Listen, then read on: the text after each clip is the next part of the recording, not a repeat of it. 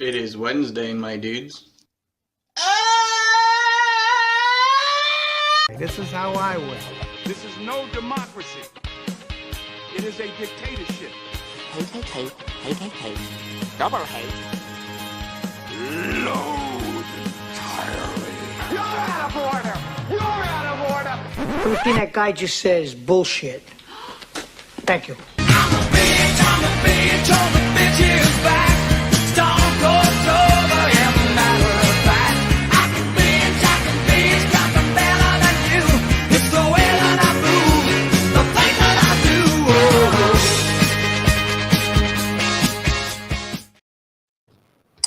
do. We're back. 2 shows a year. We're doing, instead of doing 7 hours with a group of 6, I said, hey, let's do 2 parts. So one tonight, one on Saturday, which I don't normally do on Saturday, but that's when they agreed. So F my weekend, but no football on. So I have nothing else to do. So why not just do it? We're breaking down the best of 2025.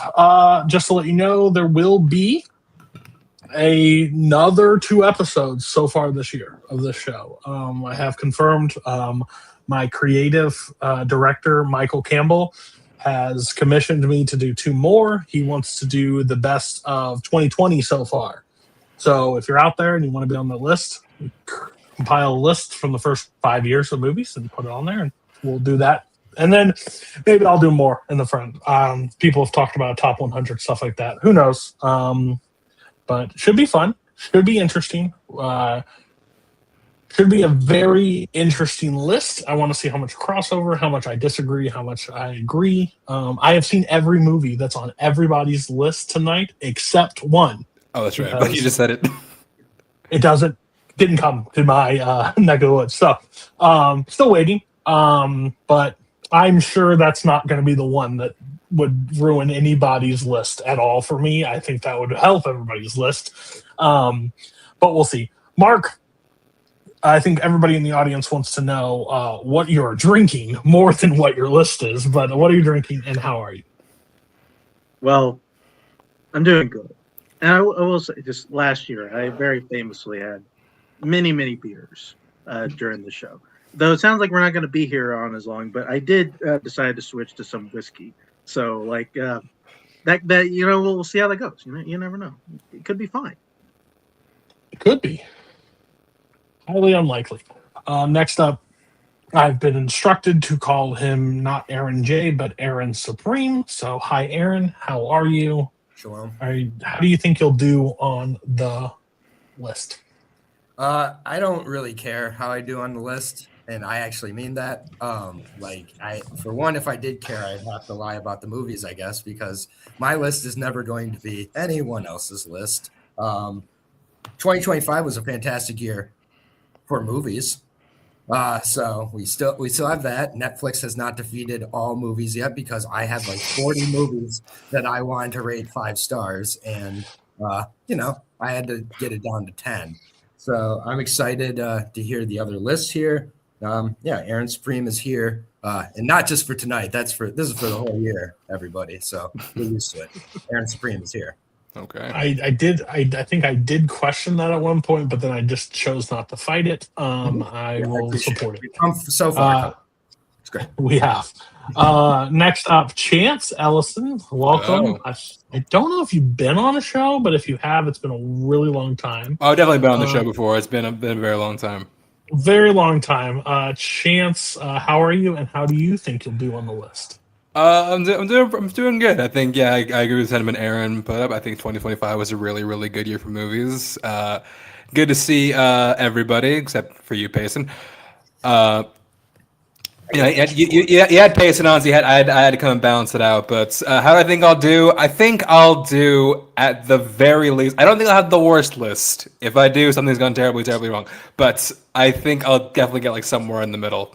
And now I'm scared I'm going to have the worst list. That'd be even worse. I'd rather put me at the bottom or the top. Please don't put me in the middle. I'll end it. I don't want to be last. No, fuck that shit. It's very similar to. I've never lost your list sucks with Cody as the host. So yeah, I'm excited. Similar to your slide, whose line is it anyways? The points really don't matter. You're here for the fun time. No, I had to watch It's the always excited. mattered in whose line. That's I'm excited. I'm excited to be here. and the torture that I will have to go through with watching some of your guys' movies. That last up, Payson Johnson, new computer, hopefully less freezes. Payson, how are you doing? How do you think you'll do on your list? Doing well, Cody. I think I'm gonna do pretty okay. Like everyone said, 2025 was a really good year for movies, specifically like in the top. Like I just love the movies I love this year. I just really loved. Looking at my list, it's not filled with too many hot takes. Maybe a little bit of a boring list, but hey, maybe that means you won't hate it quite as much. Mark is drinking whiskey right now. I'm drinking some coffee, so let's go. Okay, bold twist late at night. This was my best year in watching new releases. I saw, I think, 85 total at this point. There are still some big ones missing because obviously haven't come near me yet, and I wasn't driving super long distance to watch like other stuff, and I wasn't sitting in the theater watching 3 hours of Avatar. So, As you should. Choices had to be made. I know some people will tell me it's a masterpiece. Why I said that Payson has stopped freezing. It literally on my screen looks like he just had his. He's had a. Did he have a stroke? Oh, he did. Wild times. How the show will run. It's been a little different than the last time, but most recent episodes have run over this format. So it will be the bottom 3, 10, 9, 8. Me and the person just talking. Everybody else, shut up, and you can use the chat to talk to me. You didn't put on your list, so you don't get to talk. Second, 7 through 4, only jump in is if you've seen the movie. If you haven't seen it and you want to add it to your watch list, put that in the chat. Don't interrupt. Makes the show. That's called the Jack Pinchuk rule. Oh man, I want to see it. The trailer looks good. I'll add it to my watch list. You sold it. Get out of my face. Wow, I drinks the fuck out of him. Yeah. Then the final one will be 3, 2, 1. We will go back and forth. We will go back and forth. 3s, 2s, 1. I will go through the lists. I will give whoever wins first place through last place. Last place, your list sucks. And then I have the combined rankings of everybody. It's very easy to figure out if your list was going to suck or not. Based on my entire list is public. It's been public since the start. So if you ever want to know what I think about one of your films that I watched, it's there. You've already seen it. Yeah, Payson's going through hell right now. Oh, cancels last. Payson's list. That's how it works. Perfect. If you have the same movie as somebody else, yikes. Skip it. Don't say anything. We'll move to the next one. I put all the banners in. We should be ready to roll. Mark, you're going to lead it off as soon as I change some font. Perfect. So go ahead, Mark. What is your 10, 9, 8? Okay. Yeah. No need to lead up. I'll just get right into it. My 10 is 28 years later. Same, literally same spot is all I'm gonna say. My 9 is Predator Badlands. Okay. And my 8 is Final Destination Bloodlines. Oh, let's fucking go. But you're a hack for having it that low, but we'll talk later. Okay. Wow. All right. Okay. So you and Payson can take it away with this, and then I'll jump in.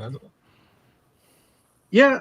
I mean, I kind of went back and forth on whether or not it was going to make my top 10. But ultimately, I think where I went with, I think the highs of the movie are too high, and honestly, some of them I think are just some of the best moments of the year in a movie. The couple of times where like they're getting chased by the Alpha, I thought that scene was really fucking awesome.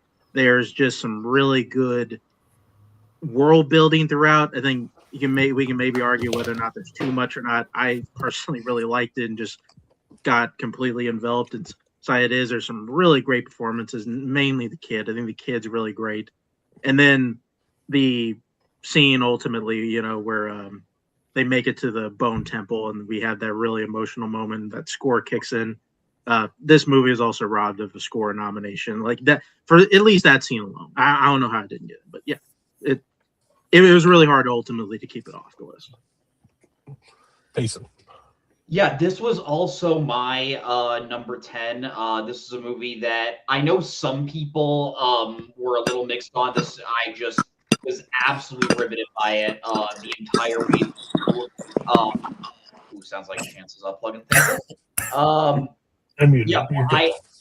Seeing Danny Boyle direct again, just I missed his style so much. Like I know some people didn't love the editing style. I loved in arrow will get fired and it'll freeze and it'll hit that arrow again. I just think it just makes it feel so much more badass. Yeah, like Mark said, the score to this movie is absolutely great. The way how it sets up more aspects of the world. Thought that was really fun with how like you have this doctor before the apocalypse has like gotten every single trick as to keep the rage victims away. Thought that was really fun. Yeah, Alfie Williams I think is the kid that plays Spike. Excellent child performance. And then, yeah, at the end when it all just sort of crescendos to that Bone Temple scene and just what it has to say about bringing life into this world that we know just feels kind of doomed and just feels kind of like pessimistic. But at the end of the day, as humans, that's kind of like what we were put on here to do. I think that's a really fascinating thing as to what Danny Boyle is saying. And then, yeah, how it sets up the Bone Temple. I also really love 28. I also really love the Bone Temple. Excited to see what we get with the third one if we get one. Yeah, really love 28 Years Later. Go to your 9. Yeah, Predator Bad. I mean, listen, anybody who follows me on Letterboxd sees my profile picture is Dutch after the forest has exploded. So I love this franchise.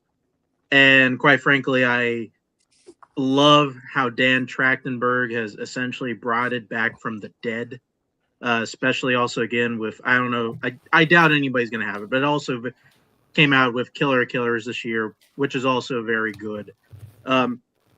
I think this movie just kind of brings in an interesting perspective of actually following the Predator and doing it without getting bogged down with a ton of mythology and just kind of telling a story that we can expect. And one that I think where it's crazy that, you know, you're sitting there being with the Predator and kind of understanding his character journey and ultimately like you're with it by the end. And then we get just probably the best third act of any Predator movie, even though like we kind of get it all set up. The whole bit where him tearing through that final base is so fucking awesome. It's one of my favorite movie theater moments, I think, of the entire year. And yeah, Final Destination Bloodlines. I'm very much a big defender of this franchise. Love this franchise so much. I could not believe they were making another one, and this installment proved that there is still a lot of juice left in this franchise. One, like the kills, I think are as good as they've ever been. They have some real top tier ones. I think it has at least the second best like opening kill montage. Everything that happens at that restaurant is I think honestly in time it could probably be seen as the best, if not for the second one. The second one is legendary, but the how this one sets up everything is amazing. And this franchise has also been kind of good at making you care about its main characters, and then they introduce this family element, which is so cool. It brings in like, even though like the movie doesn't really need it, there's still kind of this neat emotional family element there. And also like if everybody dies here, like the whole family's dead. Like it's so good. It's probably the most fun I had in a movie theater this year. You know, any movie that gets me cheering when a kid just gets destroyed by a piano, that movie is an ace in my book. That's fair. There's a lot of comments here. Okay. So first up, 28 years later. It is my 38 of the year. I really enjoyed this movie. I wouldn't say I'm a big fan of the franchise as a whole. I never like gravitated. I knew the first one was like iconic for what it was. I never got to the second one till like this year. but I heard it wasn't the greatest, so it always like stayed away. And then this one came out, and then before I watched it, I kept seeing like the Bone Temple, and then I saw this one, like marketing had a Bone Temple, and I was really confused that there was two movies that were happening, and I didn't know what I was seeing or what I was supposed to watch. Turns out we're here. This is the one before the Bone Temple. Really great for what it is. I think there are some, honestly, the alpha, one of the most terrifying scenes. Like for me, like I forgot they make humans that big. He is just ginormous and just big in other ways than just height. Big in other ways than just height. We don't have to bring up the dog, okay? But yes, massive. Rest in peace, his partners. So, anyways, in fairness, that was prosthetic, so that wasn't real. Oh, okay. Thank God for his partners might be okay. No more. Okay, Predator. Yeah. So this one, 28 years later, it deserved to be on the list. I get it. For you, especially, I would be a little. For the movies I know you like, this makes sense. By the way, surprised it wasn't Aaron that brought up dongs first. So Aaron, gross. Oh, this is a very dong-friendly show. That's the father. Shut up. That's the father. All right, Predator Badlands. The only thing I'm shocked from this is it's 9th. I figured this is what God put you on this earth for one thing, instead of in the Predator franchise, and for you to do it 9th sounds like you're being a liar to all of us. Yeah, honestly, it's 19 for me of the year. I hate the Predator franchise. I think Predator franchise is awful. Majority of them. I think the first one is a special peak in cinema. I think it honestly is. 2, I don't do enough coke to like that movie. Don't do any coke. Everybody in that movie does enough coke to enjoy that movie, so I'm happy for them. But yeah, Predator 2, and then all this fucking bullshit. And then I decided at one point I'm going to sit down on these computer screens and I'm going to try to answer trivia questions, even though I suck at it. And then I'm going to watch these movies and hope it like absorbs into my brain. Fuck, that's never going to happen. So I just wasted years of my life trying to get good at something I'm never going to get good at. And Predator was one of those downfalls. This is the one I have to talk to you. This is an absolute abomination for you. If somebody said 3 things to describe Mark Menchaca: mustache, A&M, Final Destination. If those 3 aren't there, so the best opening kill, sure. This is the one that I've been battling with for a really long time. It is 25th on my list. There are 2 movies at 25th and 26th that I needed to rewatch so I can lower them, because I know that they will lower after I just know that, and I just couldn't in my brain rewatch them again yet. This is one of them. I enjoyed the hell out of it, but every time I look at it at 25 and Presence is 26, every time I look at both of those, they just don't compute in my brain why they're 25 and 26. But based on my star rating and everything, it makes sense in my brain. I think this movie's fun. I think this movie is a lot of fun. I think they, and how bad this franchise has been, I think they can do more with it. There has been bad. Like, buddy, 4 or 5 is some of the worst movies. Like, CGI blood is horrible throughout. Like, it's not that hard to put, make people bleed, like, fake blood. Like, CGI blood looks horrible, and stop it. Amen. Shut up, you're breaking the rules. Anyways. I'm really surprised. Does any of the logic work? Fuck no. None of there's no red thread that's the blood. Why haven't it died yet? Please, I don't believe any of these humans could have survived this long if something was chasing them and they were just skipping people. I don't believe it at all. Dumb, but whatever. Yeah, and death is very slow. But for you to have it at 8, it just feels like you're a liar, and I don't like liars. Next up, we got Aaron Supreme. Aaron, what is your 10-9-8? One more shout out to Tony Todd and his final scene in that movie. Not to bring that's fair here, but fucking Tony Todd, absolute legend. Payson, if you would, that's great. By the way, just right. Well, My first movie is Richard Linklater, one of his 2 movies that came out this year, Nouvelle Vague. I am a Jean-Luc Godard stan. If you pander to me, Keep going. Go 10-9-8 and then you Baltimoreans, number 9, and Sorry Baby. Fuck yes. So number 10. Sorry to spoil alert. What? Pause. Somebody have a yikes for Sorry Baby. Yeah, Sorry Baby is a yikes. Oh, okay. Okay. I just want to make sure that one would be. That makes sense. All right. Yeah, Nouvelle Vague. Spoiler alert. I'm a Jean-Luc Godard fan. And most of the time, I don't like being pandered to. I like subversion. I like to, be surprised.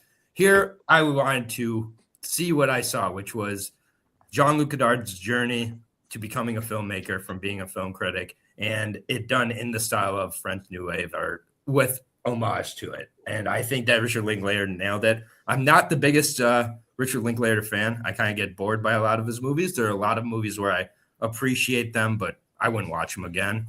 And that's just my own take. But this one for me, I just felt like it didn't feel like a Richard Linklater movie at all, which is complimentary to me. I think all 3 of the leads, which I'm not going to try to say those names, but all 3 leads absolutely nail it. Made me want to go watch Breathless right after, and I had a great time. Breathless is a better movie than this movie, but that's not a fair bar to have at all, because Breathless is one of the 40 best movies of all time. So, okay, it's 45 maybe. But either way, Nouvelle Vague, I loved it. It was just like a movie for a pretentious ass like me, and I just felt like he nailed the assignment. And the fact they made this in another movie in the same year, and they're both really good, is I kind of gotta admit Richard Linklater might be kind of good at this whole directing thing.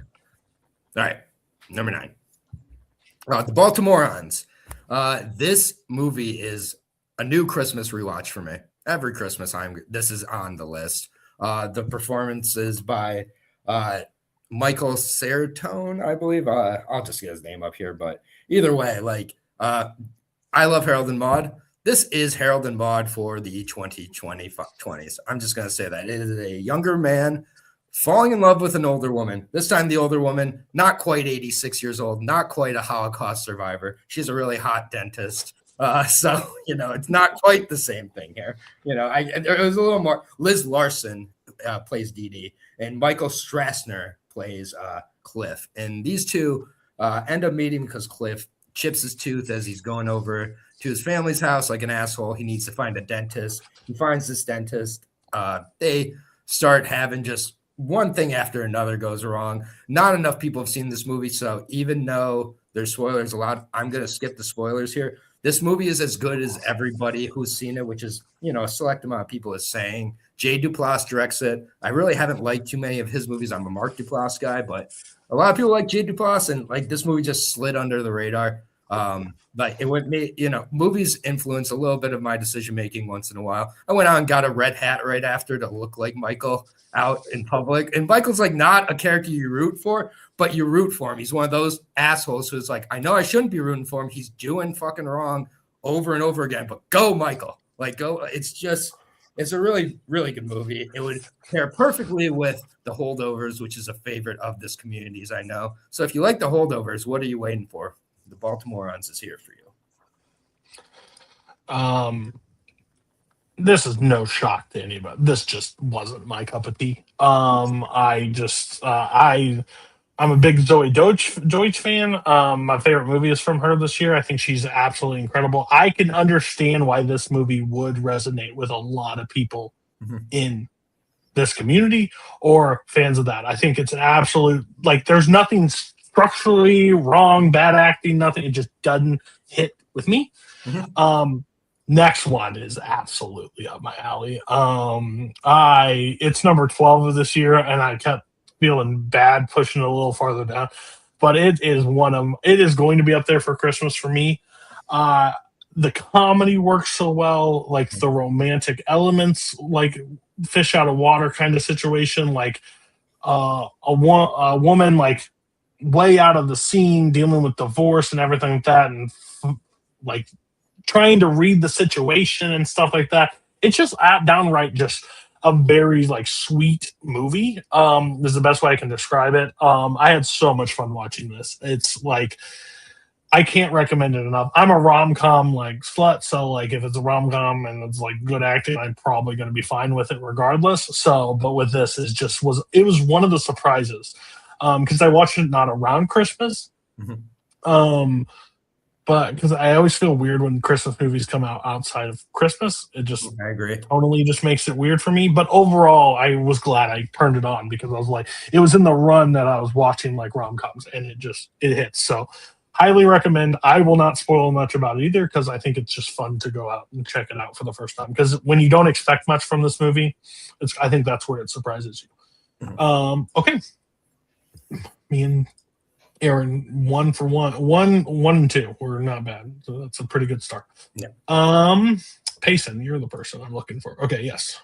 Yeah, we already talked about 28 Years Later. My number 9, you mentioned Presence earlier, but it's the other Soderbergh movie, Black Bag. That is a yikes. Nice. Okay, and my number 8 is Sentimental Value. Yikes. Good shit. Okay. Don't talk to me. Okay, I mixed up your 10, I think. So I must have looked at the update. I don't know what I did, but I'll tell later. Some baseball movie I have there. So when you see it on the list, don't be like, what happened? I made a mistake. Okay, Chance. Okay. Number 10 is Frankenstein. Okay. Number 9 is K-pop Demon Hunters. And my number 8 is Zootopia 2. Okay, wow. Thought I'd get at least one yikes, but okay, here we go. So yeah, Frankenstein, I think, is the product of, I think a really great marriage of director and source material. I think that you bring up Del Toro doing Frankenstein. I think that the movie you envision, it lives up to as good a movie as you can envision from the idea of Del Toro doing Frankenstein. The production design is amazing. I think that the way he portrays the themes of the book is really fascinating. I like to keep the same structure of the book. This story hasn't been done particularly well in a really, really long time. Lord knows Kenneth Branagh or Yo Frankenstein didn't do it. I think that Oscar Isaac's fantastic. It's wild that this is the first time they've worked together because like he seems like such a Del Toro actor. But I think that someone who is rightfully getting all the praise for this is Jacob Elordi as the creature.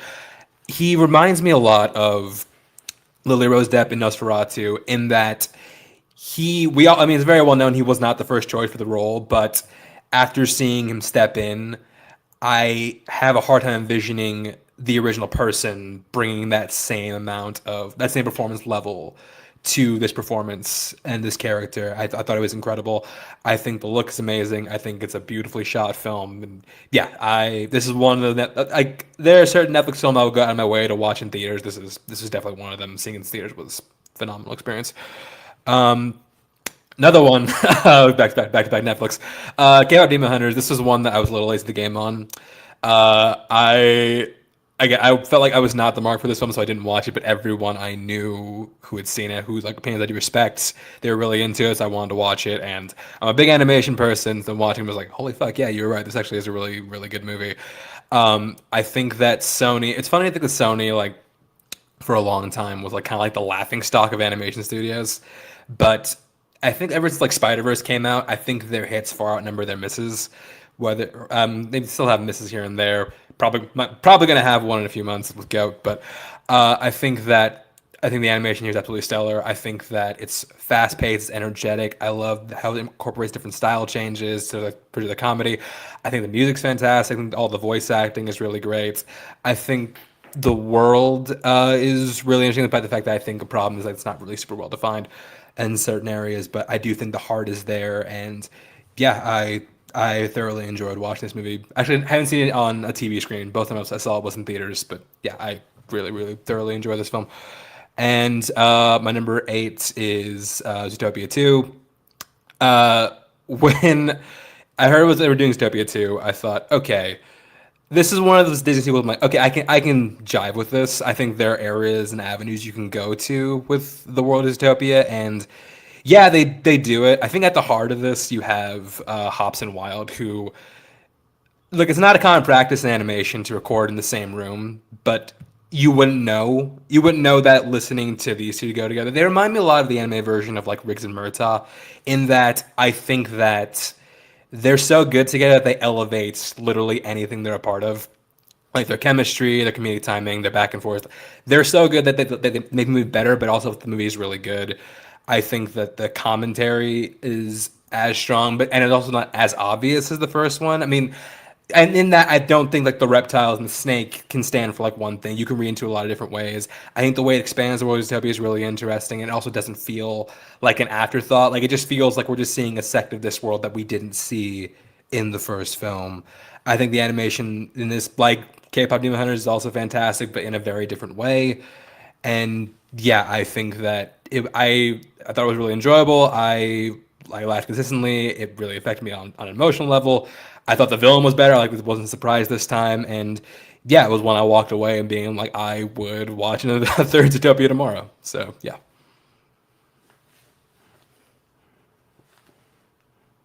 Frankenstein, I would say I vocalized how I felt about Frankenstein.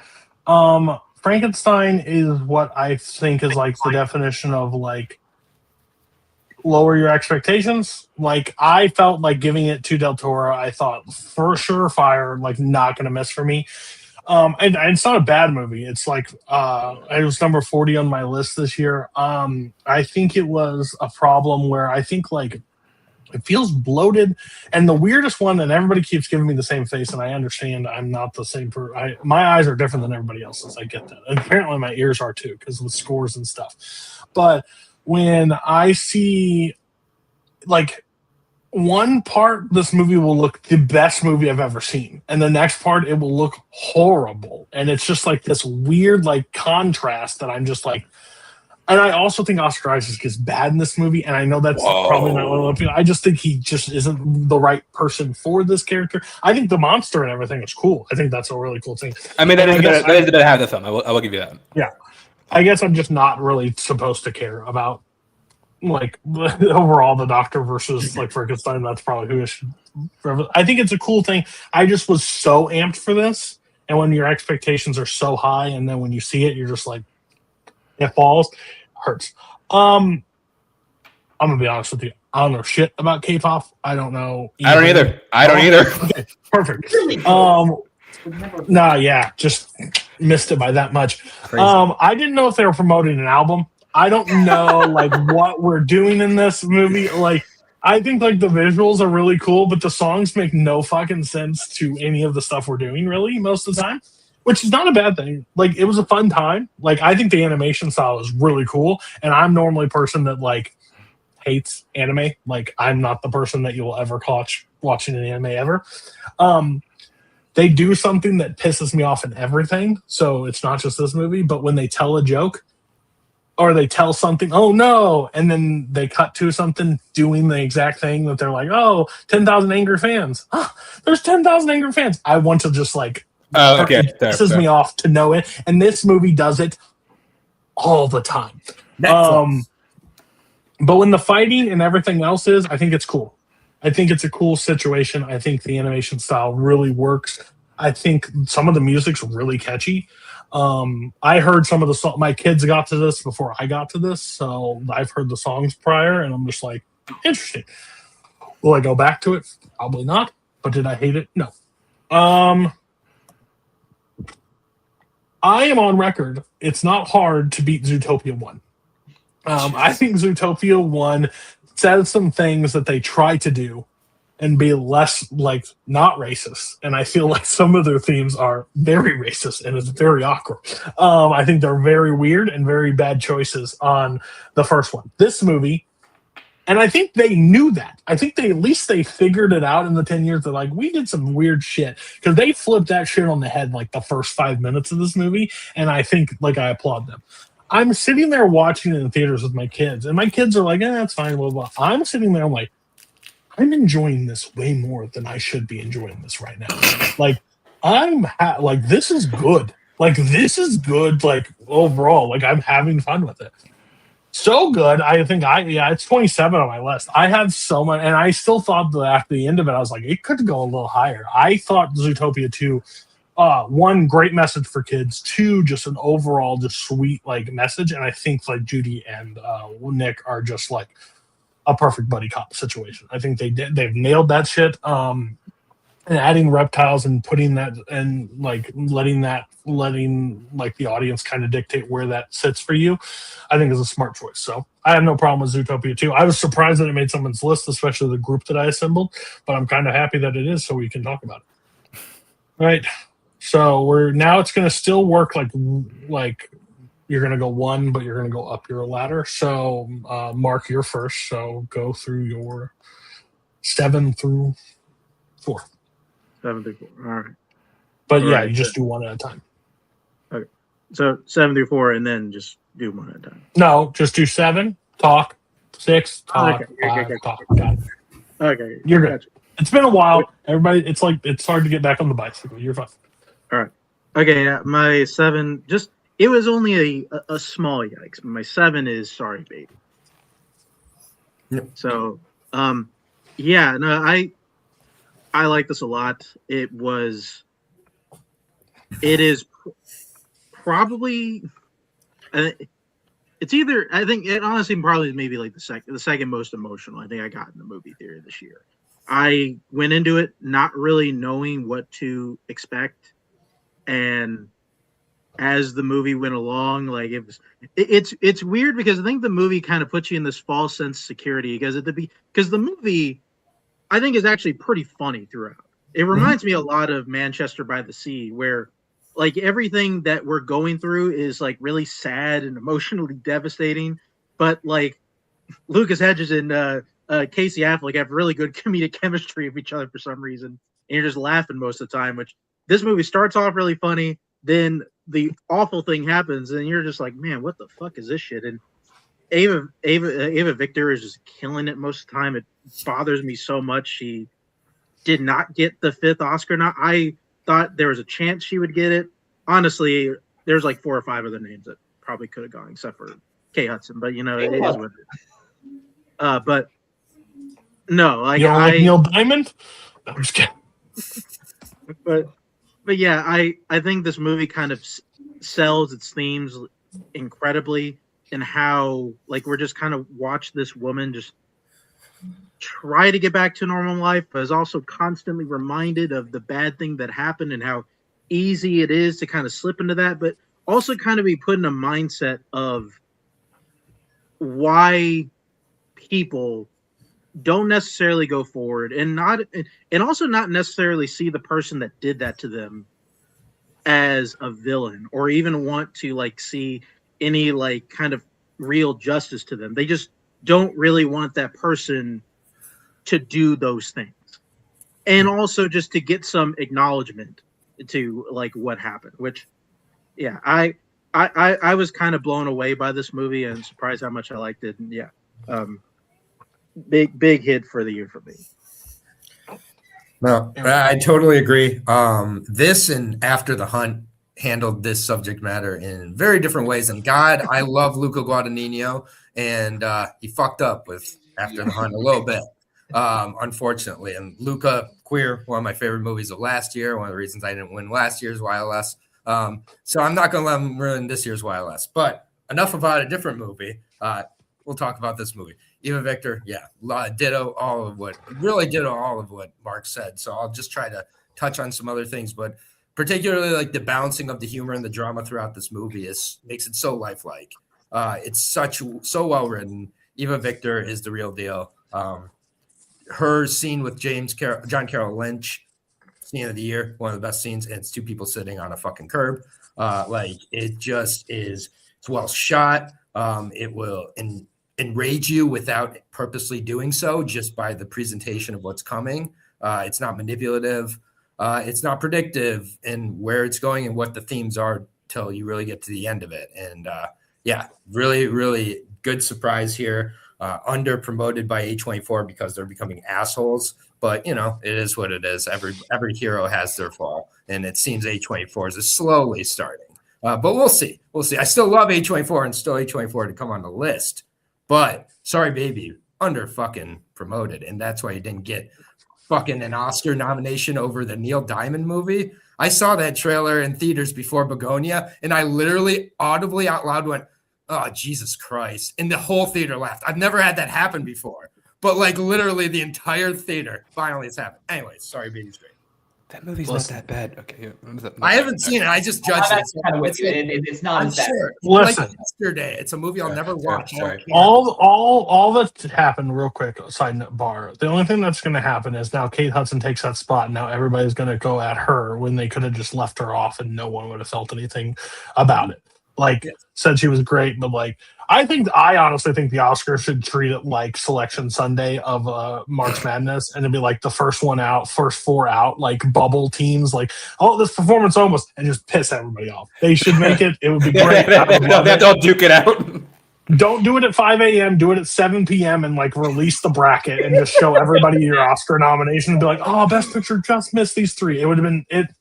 Listen. You want to know why your thing is like 7 hours long? Just add some more time to it and let people watch it. Anyways, this movie is insane for me. Like, I didn't know what to expect with watching it. I don't know how people would pin like how I would feel about it. But basically, this whole list has been like proven for me is like made me like feel something this year, and like this movie is one of those movies that literally made me like feel sad in ways, but also make me laugh after the scene, which is weird. Like I felt awkward laughing. It's like laughing at a funeral. Like when the person like up front like tells a joke and you're like, wait, there's a dead body. Like we're supposed to be dead. And like that entire there's a scene where she is sitting across from like a member of like the school or whatever, the administrator or whatever it is, and talking about the situation. And she is like saying the most obvious, like on the nose things, like in her face. And the person's like, yeah, I see, but okay, like cool. Like why did I come for? Like none of it matters. And then that scene where they're sitting on the curb is like one of my favorite scenes of the year. I think it's absolutely brilliant. Just like how they talk to each other and like, it's like the first, like, it's not, I wouldn't say it's like her letting somebody in like trust wise, but it felt like a moment like she like let her guard down and like heard somebody else say stuff to her, which was brutal. I think she would have been one of my top 5 actresses. I think her performance is absolutely incredible in this movie to carry that emotion. There's only one other female actress that made me like feel something more throughout the entire length of the film, but we'll talk about that probably at a later time. But yeah, I think great choice. Anybody else see Sorry Baby? Keep it like 30 seconds. Like talk about why it didn't make your list and what you think of it. Yeah, good movie. I think you guys hit the nail on the head. Ava Victor, really good at balancing drama and comedy. I think this is just one that I think the hype going into it kind of got me interested because I had heard a lot of great things out of Sundance and it didn't quite live up to me. I want to rewatch it. I will admit Lucas Hedges kind of a black licorice actor for me, where just I've never felt that invested in him, but I do still think this is a good movie. And yeah, for best cameo at the co-Oscars, it was John Carroll Lynch and one other cameo we will definitely be talking about that were like the easiest locks for that category for me. Such a great scene. Chance, have you seen it? No, this is one I missed. All right, next one, Mark. Just keep the mood light, and go ahead, Mark. Yeah. Listen, I couldn't leave this off. Like there's some movies that just kind of like I legit sat and thought about this movie for like a good month until I rewatched it. No fucking way. And so yeah, my number 6 is the documentary Predators. Oh, fair. Okay. Yeah, not with Predators. Like that. This is ranked higher than the Predator, which is crazy to me. But you know what? You do you. Predators, yeah. Very, very different. Predators 15-year anniversary release. Yeah. He loved it that much. It's steelbook. It counts. But yeah, I just kind of heard about this movie, and I just kind of happened to be around where it was showing, and I was blown away from minute one. Like, just on one end of just kind of the stuff, the actual stuff that they got as far as documentary stuff of, you know, kind of behind the scenes footage from like To Catch a Predator, stuff like that. Oh, something fell. Don't worry. I got scared. Okay. Just you like Chris Hansen was there, didn't you? Are those wine coolers in a book? Have a seat. Have a seat over there. Yeah, that stuff, and I think just in terms of kind of what this movie tries to tackle, which is not comfortable, it's not easy, and I think I really applaud how much this movie dives into its subject matter and is aware of the fact that kind of the solutions are not particularly easy solution. And I think in a weird way, like how this movie tries to find empathy for at least the people that are getting caught, which I think is nuts, which I feel like, you know, we can get into kind of the fog of whether or not we agree with what the filmmaker's going for. But I think at the very least, what I love about it, I love how they are able to kind of tackle this thing and at the very least get me to kind of understand where they're coming from and to at least kind of see that there are more bad people here than I was willing to see the first time. I don't think it's one that a ton of people have seen. I wholeheartedly recommend it. I think it's very fascinating. It's on Paramount Plus. Yeah, this was a very difficult watch, I would say, best for me, because I'm very torn on the situation, because like, not to like make us like, I feel like it's a pretty high of my like lowest of the low of impacting children. Like and being a father, it makes it even harder to like wrap my head around like how I would process something like that being happening. But what they do is such an interesting dynamic on this movie is what I would say is like, because the overall show, I mean, I remember it when it came out, like it was like a national phenomenon. Like people would sit on the couch and like watch it together. Like I remember as a family watching it, which is crazy to me looking back. Like, but like that was the thing. Like, but it was like, oh, look how these idiot guys are like getting caught in this situation. And it's like, on the one hand, good. Like I don't care. Like catch them and throw in, but like to show that it was like, it wasn't just to catch them. It was to like, and to have no like remorse or like rehabilitation, nothing. Like it was just to like throw them out in front of millions of people and then let them try to carry on with their day-to-day life. And like, it just, it makes you think like, it wasn't just to like stop the children from being endangered. It was for, you were hoping more guys would step up because you were looking for view counts. Like, and that's what was like gross. I still remember like it was a couple seasons and I was like, why are people still falling for this shit? Like why somebody say I'm 14, peace. Like, I'm the fuck out of this chat. But they keep doing it, and like I think that just tells a longer, harder story that there's a mental illness, and like there are people that need like help and support in that area. And I'm not defending their actions by any means, but just to say, oh, that's how they are. Just put them in. It doesn't work like that. Like, nothing in life should work like that. So it's a really hard like watch and like understanding of like what it went through. So it was like a confliction because like at points the director is very clearly trying to tell like a story. Like he is okay. Like not, I wouldn't say okay with it, but like putting it on Hansen and everybody, which he should, but there's also 50% of the pie that belongs on the other hand. Like it's a very flip 50-50 and it will leave you guessing. So I think it's worth a watch. It's very fascinating. It's something that swept it was as popular, I would say, not as popular, but it was in the same zeitgeist as like American Idol. And that's crazy to me. Like a singing competition and people catching predators, like sexual predators, was on the same line. And that just still hurts my brain to sit there and think. So, anybody else seen this one? Yeah. I have not. Can I ask a question about the show, or would you Sure. prefer? Okay, Sure, so sure, I've never I'll really answer. watched the show, but I know the meme of like, why don't you take a seat right there?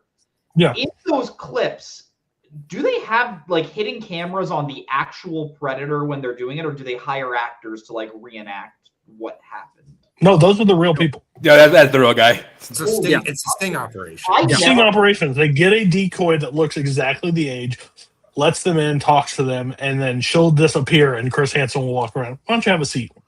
Yep. And there are people that are literally like, you can say whatever you want. There are people that made like a grave mistake or whatever the situation is, or have been long-time offenders. It didn't matter where it was. They didn't pick and choose. And the calls and texts that these guys would get are like agging, like, come on. Like if the guy tried to push it off, the decoys did anything they could to pull them right back in. And that's where you're like, where's the line of what you're doing? Yeah. Is it for a show, or is it for you to just, oh, we almost got one, let's make sure we get him? And like, that shouldn't be how this works at all. You should catch the people that run through the door and be like, I'm here. It wasn't those. It was any guy. It was Go ahead, very Aaron. Minority Report. Hindsight's kind of crazy that was like must-watch TV. So Yeah. I have seen this documentary. I've also seen every episode of To Catch a Predator more than one time, probably. What the fuck? I was a huge fan of it, and it was completely acceptable to be a huge fan of this. It was laughed at. It was almost funny. It was entertaining. It was also like you could hide behind. It's righteous at the same point. It's very selfish justice in public that we're watching, and and I won't get on a long rant here because it's 30 seconds. I don't know why I didn't make my list other than that, like, there's like a lot of movies I like. So like the Predator documentary, it definitely made me examine what I've already examined in myself of why I would watch and laugh at those, even as a teenager. Like, it's still a weird thing, but in the repercussions that has with all these YouTube wannabes at this point, the outlasting effect on these YouTube wannabes who like go and like hit pumpkins on mentally ill people and pretend it's for children rape when it's just because they're weird fucking assholes. Like, let's be honest.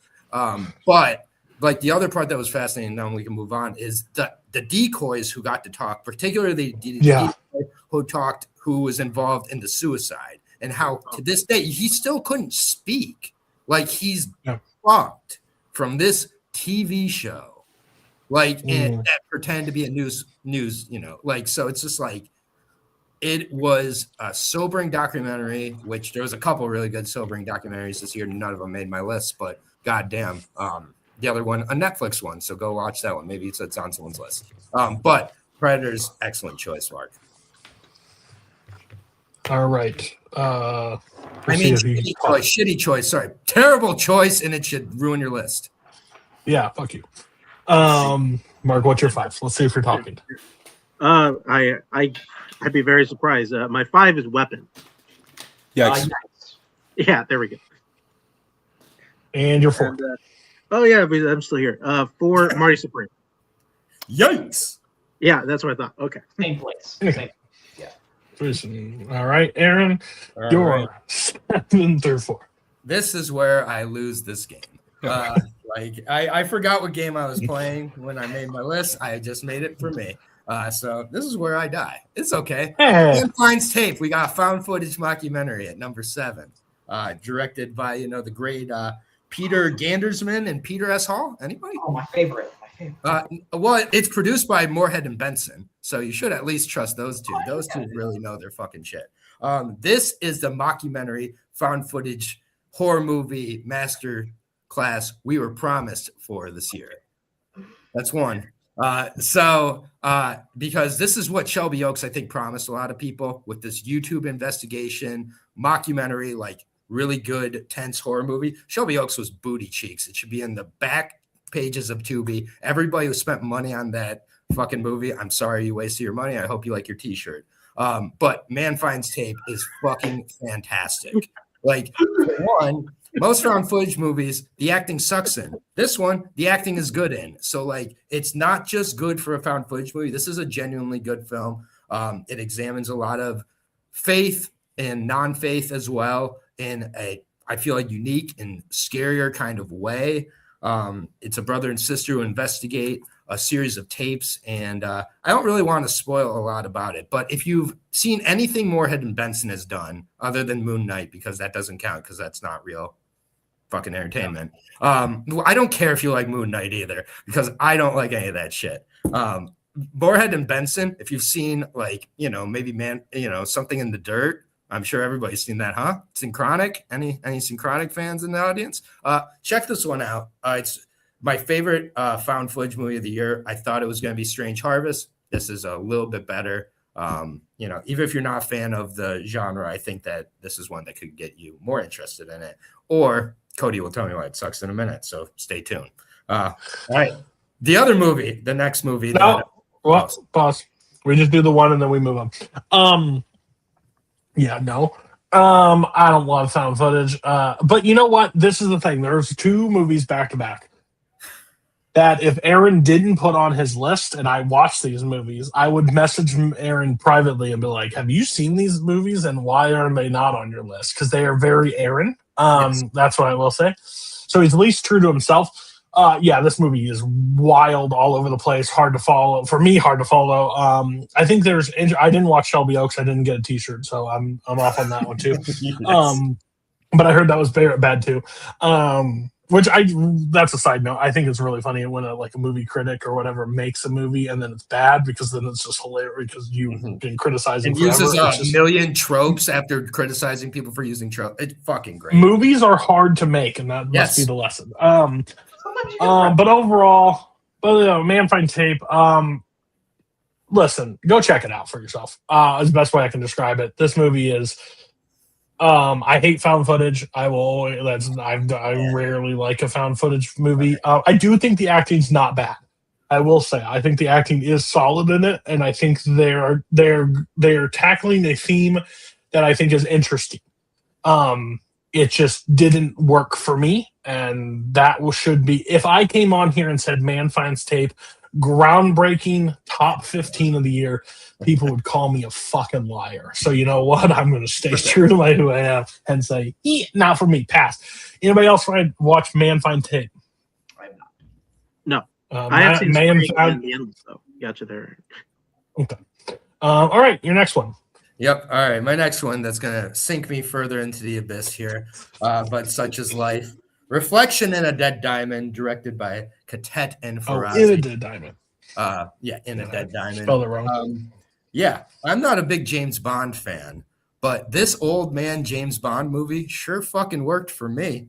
It's about it because that's basically what it is, with a whole lot of really, really lush, beautiful colors, giallo imagery throughout. Just you hear leather getting stretched over hands, you get close-ups, you get odd angles, you get odd kills, you get odd interactions, stilted dialogue, everything I love, everything a good boy needs to grow up nice and strong. If you're not familiar with Bruno Ferzani and Helena Katet, they've been around for a little bit. They're a Belgium duo. They've been making giallo influenced movies. Giallo is kind of the obsession I've gotten into over the last 2 years or so. And so when I see an artist who's willing to not only replicate, but create new giallo in 2026, I just have to support it with all my heart. It's a Shudder original as well.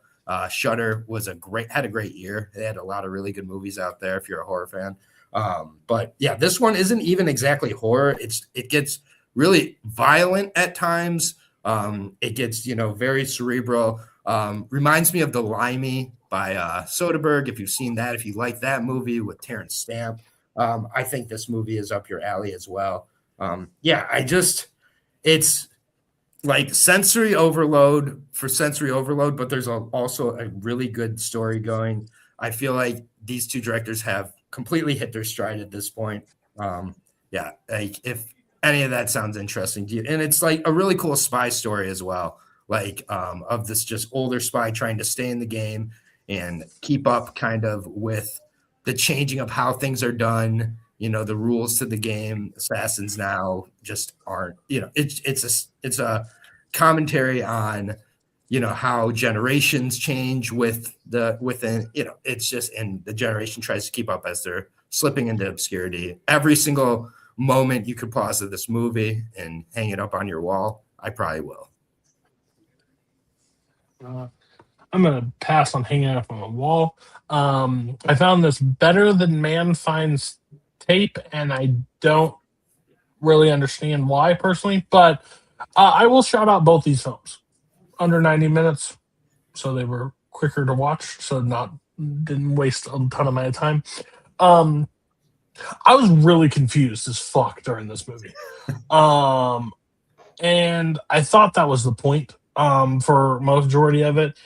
There are some body horror choices in this movie that are very disgusting for me. So that offsetting. But overall, like at the end of the film, I didn't love it. I will be honest, I didn't love it. But at the end of it, I still was like, I just kept saying, "What the fuck?" But it was okay, I'm along for the ride. Like this makes no fucking sense in my brain. But I'm not looking away. I'm not playing on my phone. Like I'm in it. So whatever it's going to show me, it's in. I think like people that love like visually stunning movies and stuff. Look, this is your movie. Like, this is 100% your movie. I think they make some choices in there that I think a lot of people will be okay with. A lot of close-ups of like mouths and like eyes and Jalo, baby. God. Well, thanks for putting it. If there's one thing Jalo loves, it's eyeballs. And let me tell you, that and leather gloves. Right. There's a lot of all that. So if you're into that, I'm not gonna yuck your yum. Enjoy it, but it ain't for me. So anybody else see this movie? No, but it sounds great. It sounds hot. Yeah, please check it out. You can message me afterwards. So hot. All right, you're number 5. I think we got a chance to maybe win you back here with some twinless. We got a kind of a quasi rom-com here, secret rom-com, if you will, directed by debuting James Sweeney. Also, James Sweeney stars as Dennis in the movie, and Dylan O'Brien just puts on an incredible dual performance as twins at points in this movie. It's spoiler alert, so if you haven't seen this movie, I would probably just pause out here. Give me a second. Is everybody all right? Everybody's good. So this movie, starts with a twin going to a twin support group for twins who have lost a twin. So that's Dylan O'Brien. You end up finding out in the movie that James is responsible for it because he was dating, I believe it was Rocky, Roman's brother at the time, and then basically Roman didn't want to continue. James Sweeney was not okay with that, ends up like freaking out at him in public, scaring him and getting him hit by a car, and he dies. And then there's this like secret friendship that starts, and at first you're like just having a good time with the movie. You're like, this is going to be hilarious. And then you're like, oh wait, like this shit's coming to the fan very soon, and that's going to be devastating. And I haven't lost a brother, thank God, but I lost my dad at an early age. So like the sensitivity of like manipulating a family member loss, I've experienced that in a different way with a relationship, which I'm not going to get into here. But I do know the kind of tenderness that lying and manipulating in that situation has. So when that started to come up, it became a really uncomfortable movie to watch for me. And I love that feeling with a movie because I think that's a big reason I watch a lot of movies that are particularly emotionally, have emotionally tense subjects. And then, it's just like the movie just continues and they're getting into this friendship and they're doing so well. And you just know it's coming to a head. And the way it comes to a head is, a really devastating one of, again, the best scenes of the year in such a different way from the curb scene, but in the bedroom when he finally finds out that Dennis has been lying about having a twin, lying about being responsible for his brother's death, and just like basically like wanting him to still forgive him. And like the writing by James Sweeney. James Sweeney is awesome. I can't wait to see what he does next. I think he's like, I feel his name needs to be mentioned. Like, Eva Victor, not saying Eva Victor doesn't deserve all the shine in the world, but like James Sweeney is another name that came out of nowhere this year. I think doesn't get the love he deserves with this movie. This is another movie which I believe is A24 as well, and A24 was like, we're just not going to advertise this because that's what we do with a lot of our particularly gay comedies. It's weird. Which this one isn't even a gay comedy, but it's got gay shit in it, so they must have gotten nervous. I don't know. But yeah, Twinless is great. Yes, I definitely enjoyed Twinless. It would be higher. The subject matter it chooses to do, I find very scummy.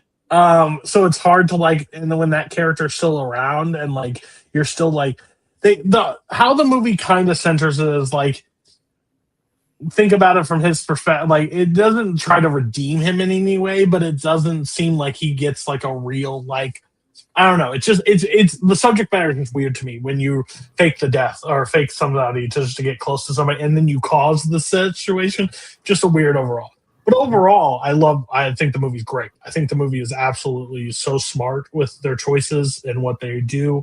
I think Dylan O'Brien is like incredible in this movie with the two different roles. He's so and I still think James Sweeney is like really funny as a like an overall character, and like I like when you feel like stuff rising up where you're like, oh god, like the air is about to be let out of this bag and I'm uncomfortable. Please move along. Can you do this shit off screen? Mm-hmm. And I think that's where the effect of the movie, they do a good enough job, because even though you kind of sense it from the start, they do a very good job of like slowly letting it unravel. Mm-hmm. And then of course it's like Dylan O'Brien gets a girl, and like that situation where she's like, I've been thinking about stuff. I've been looking at some shit. Some of this shit doesn't make sense. And like, shut the fuck up. You haven't been here for like a year. And like he introduced it, like it was a whole set. So it's a real fun one. So I definitely recommend Twinless. I think it's a really strong movie. Anybody else see this movie? Yeah, I watched it. I doubled down on Aaron. I thought it was nuts. I've been a very big believer of Dylan O'Brien for a very long time, so I was very glad to see he knocks a dual performance out of the park. Also definitely just maybe one of the more uncomfortable watches is because like you're waiting for like an hour for like things to go bad, and whenever it does, it just you're just like, okay, yeah. Anybody else? One that missed me. Okay. All right. And you're 4. All right. After all my A24 slander and still more A24 slop for you, apparently, in my view. Eddington. Sweet Eddington. Ari Master. Yeah, you might not like what you're watching, but it's a fucking masterpiece. Because emphasis on the ass, yeah. Sorry. It's okay. It's okay. I was talking for like just a second. Thank you. That, I think it's, we've all had plenty of think pieces on the movie. I'm not going to spend a lot of think piece discussing what this movie is about, all the subjects it's about, all the things it's correct about and continues to be correct about, unfortunately. And Ari Aster hasn't made a bad movie for me yet. I think that Beau is Afraid is great. Midsommar, great. Hereditary, great. Eddington, great. It is just all great for me. This movie, I think I was going into expecting it to be way more exaggerated than it ended up being. I think like it was nice to see Pedro Pascal's talents finally used for good after like 48 roles this year. I feel like he finally found his niche here in this one. Like it is just, I don't know. It really, really worked for me. I don't really want to spend a lot of time talking about it though. So yeah, I liked it. It depresses the hell out of me. I love it. I wondered how far I was like, I am a very pro, let's not get political. Yeah. And then you put this on there. So I was like, this could get very political. And if it does. If you don't like what it's saying, that's okay. It's not meant to be liked. It's just a mirror. So this movie is lower on my list But I will say there's very few movies that came out this year that shocking, that I think about as much as this movie because of the said subject matter. So, on that note, I don't disagree with this. I don't think it's a bad movie. Now, I have not seen Beau is Afraid, and I know how some people feel about that one. I know some people, like, I think you'd really dislike Beau is Afraid. I know my really good friend Mark Menchaca is a very big anti this guy, but I will say I like Hereditary. What was the other one that we just said? Midsommar. Midsommar. I is on my rewatch of this year because I gave it 3 stars and I know that's just a low number for me because I still think about that movie to this day. So if anything about him is he has lasting imagery that's still from movies that I still think. I rolled my eyes very hard when I saw this trailer. When I saw Joaquin Phoenix and Pedro Pascal, I was like, Jesus Christ, did you just get whoever you wanted? The two guys, especially Pedro Pascal. I'm very off on him at this point. Not saying he's bad, but he is literally everybody's Band-Aid in the Hollywood scene. Just add him and the movie gets better. I don't think that's always the truth. I think this movie is good. I think this movie is long. But I think the movie is telling a subject matter that is very timely and very interesting. And I don't think it's a bad time. But I know 2 people disagree. I'm going to go first to Payson because Payson's seen it. Payson likes it. The other 2 seem to love it. So we'll talk to them later. Yeah, I really like Ari Aster, and this for me was another hit for him. Maybe the funniest movie he's made, at least the one I find myself. Beau is Afraid is pretty fucking funny. Beau is Afraid is very funny, but I remember there are scenes in this movie where I saw it with a couple friends, and there are scenes where in that Trader Joe's where we are laughing so hard, and the audience around us is really, this is funny. It's that's fair.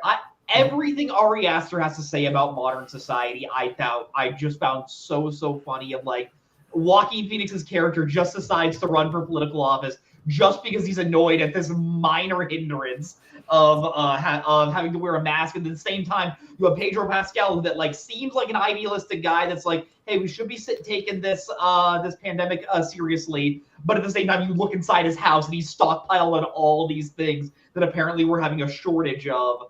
Really found that funny. I love how it tackles pick me activism, how it tackles all the different aspects. I know some people are annoyed by that. I've never been one to say oh, it's too recent, we shouldn't be having movies about it. I love that Ari Aster just clearly doesn't care and is I'm here to make you uncomfortable, and that's what I'm going to do. And yeah, without getting too much into it with a lot of recent historical things that have happened in our country, the movie is feeling more and more relevant this moment than it did even 6 months ago, whether it's the AI stuff at the end of the movie and then, of course, with the death of certain characters. But yeah, Aaron, if it wasn't for how strong this year was, this would be higher, but I love the fact that you put this on because this movie fucking rules. Hell yeah. Have you 2 seen it up there? Oh, yeah, I've seen it. Oh yeah. Oh, okay. Why didn't it make your list? Think about it. Why didn't it make you miss your list? Was it close? No, not even close to being close. I know I said emphasis on the ass. I don't think this is an awful movie. I think it's far and away his worst film, by a very, very decent margin. It's just one that I think left no impact. And it's not just with this one. I've seen a lot of movies where people try to chronicle things that are very, very recent. I'm just okay, you're not really saying anything that we don't already know. And also, I think a big problem with this film, there is literally an exact point you can pinpoint where the movie loses all momentum and becomes way, way less interesting. And I think when the movie does that, for me at least, it just stumbled and just absolutely never recovered. Yeah, I think overall, this might be Ari Aster's second best movie. I don't think that's particularly saying much. I still don't really like it all that much. What's the number one? I mean, it's easily Hereditary. It's not Okay, even, cool. Like, it's not even close. He's made one good movie, and then unfortunately he did 3 more after that. Okay, I wouldn't go that far, but Literally okay. my best friend you're talking about. I'm sorry. It just Ari Aster he's just not my guy, man. I think he's a very talented director because there are things he does really right. He knows how to direct actors very well. He somehow manages to pull really good performances, even great performances out of already great actors. And I think he clearly knows how to direct. I think one of the things that I think works really well about this movie is, even though it wasn't that long ago, I think he really pinpoints like how the mindset people were in during COVID. I think he kind of nails that. And I do like that about him. The thing that I cannot stand about Ari Aster, though, I think he's a horrible storyteller. And just, I don't find, like, for the exception Hereditary, I feel like every time he tries to tell a story or he goes into lore or dive deep into something, it's just like I could care less. I will say one nice thing about it. It maybe has the funniest scene I think I've seen in a movie this year. Around a dinner table. I think everybody knows what I'm talking about. I could not stop laughing when I saw that scene. See, I don't even know what you're talking about. Like, it just the movie I saw on like left now, but also so much of the main things that movie they cut out. Like, I think Emma Stone's wasted, Alison Butler wasted. That's my least favorite story in the movie, probably. Like why was that even in the? Again, I digress. Yeah, like, it's a movie that is really all over the place, and like that, it is what it is. It is what it is. All right. Oh God, I hate it when people fight on this show. Oh, let's try to bring everybody back together. Pacing, go ahead. Oh God. Do you want to talk about Eddington, or have you not been listening? Yeah, okay. Chance already did. My bad. Really did. He left. Mark will never go first normally. Did they never teach you how to listen at ASU? Goddamn, Payson, get it together. Also, Aaron, I just want to say, great hog on Joaquin Phoenix. We need to shout that out about it. That was unnecessary as fuck, but whatever. I'm gonna be joining Mark. Mark is drinking tonight. I decided to drink to celebrate my number 7. I got a Blue Moon to celebrate. Blue Moon. Oh, you bastard. This is most people probably aren't gonna love this movie as much as me. This is one that just sort of gets it like all my small little interests. I like movies set in bars of characters just hanging out, drinking, shooting the shit. I also like movies about sad men. There's just something funny about just watching a guy that's just really sad and just contemplating all maybe the mistakes he's made, or maybe just the world feels out to get him, and through reflection he realizes, maybe it wasn't the world that had it out for me. Maybe I it is kind of what it is. I also really love theater in general. It is I love what it is. History in terms of like theater history. I really do love the way this movie portrays Lorenz Hart as this talented playwright and this talented songwriter, but just never was like considered to be like great in any way. And with his partner being Richard Rogers, having like this one piece of success with someone else after years of just like middling to like late high success with Hart, and just seeing how bitter he is and how like just like he's trying to act like he doesn't care about Rogers' success, even though you can clearly see in every single conversation he has with Andrew Scott or with E.B. White or with Margaret Qualley, he clearly is pissed off at maybe not necessarily Richard Rogers, but with Oscar Hammerstein, who he just constantly insults. And I just love how this movie just kind of has it out for Oscar Hammerstein. Found that really, really funny. I think Ethan Hawke is so good in this movie. This movie kind of lives or dies, I think, based on how much you like Ethan Hawke's performance. And I think he is so great here as this character. Like, you understand why he probably isn't like super successful, because like in a way he talks so much, but you know that like half the stuff is probably like a little dishonest because he's trying to play games, but he's not the best at doing it. I love his conversations with Andrew Scott, because you can clearly tell like Rogers doesn't dislike Hart, but at the same time he realizes that being with him is not going to be what's best for his career with the success he's going to have, as we all know with Hammerstein. The final scene he has with Margaret Qualley, where like you think that maybe Margaret Qualley is like somewhat interested in him, and then Roger shows a little bit of interest, and then she immediately wants to be with him because she realizes that it's going to be better for her career. All this like show business stuff, I really love. I love the time period, and I love the movie just isn't like trying to be like more than what it is. You're just sort of watching a guy like sort of realize like, hey, where is my career? Like, where's it going? And this, like, the more I think about it, the more I think I would put this in the top echelon of Linklater movies. And I really do love Richard Linklater. And yeah, really love Blue Moon.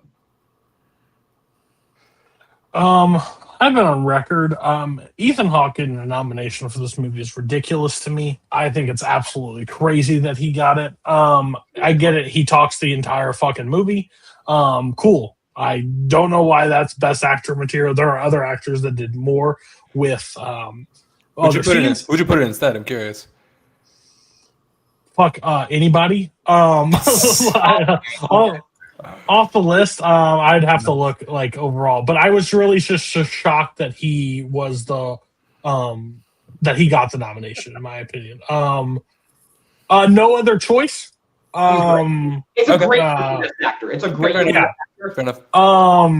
Jesse Plemons from Begonia. Like some people that I would have picked.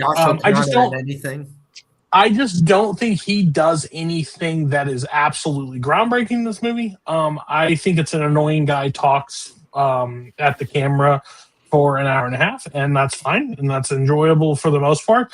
I just don't think there's anything great over. I think it's an interesting story of who he was. I think there are like some emotions that he goes through, but it's just like a guy, like a cheat, like best way I can describe. He comes off as a used car salesman and with snakeskin shoes, but he's like really fucking poor at it.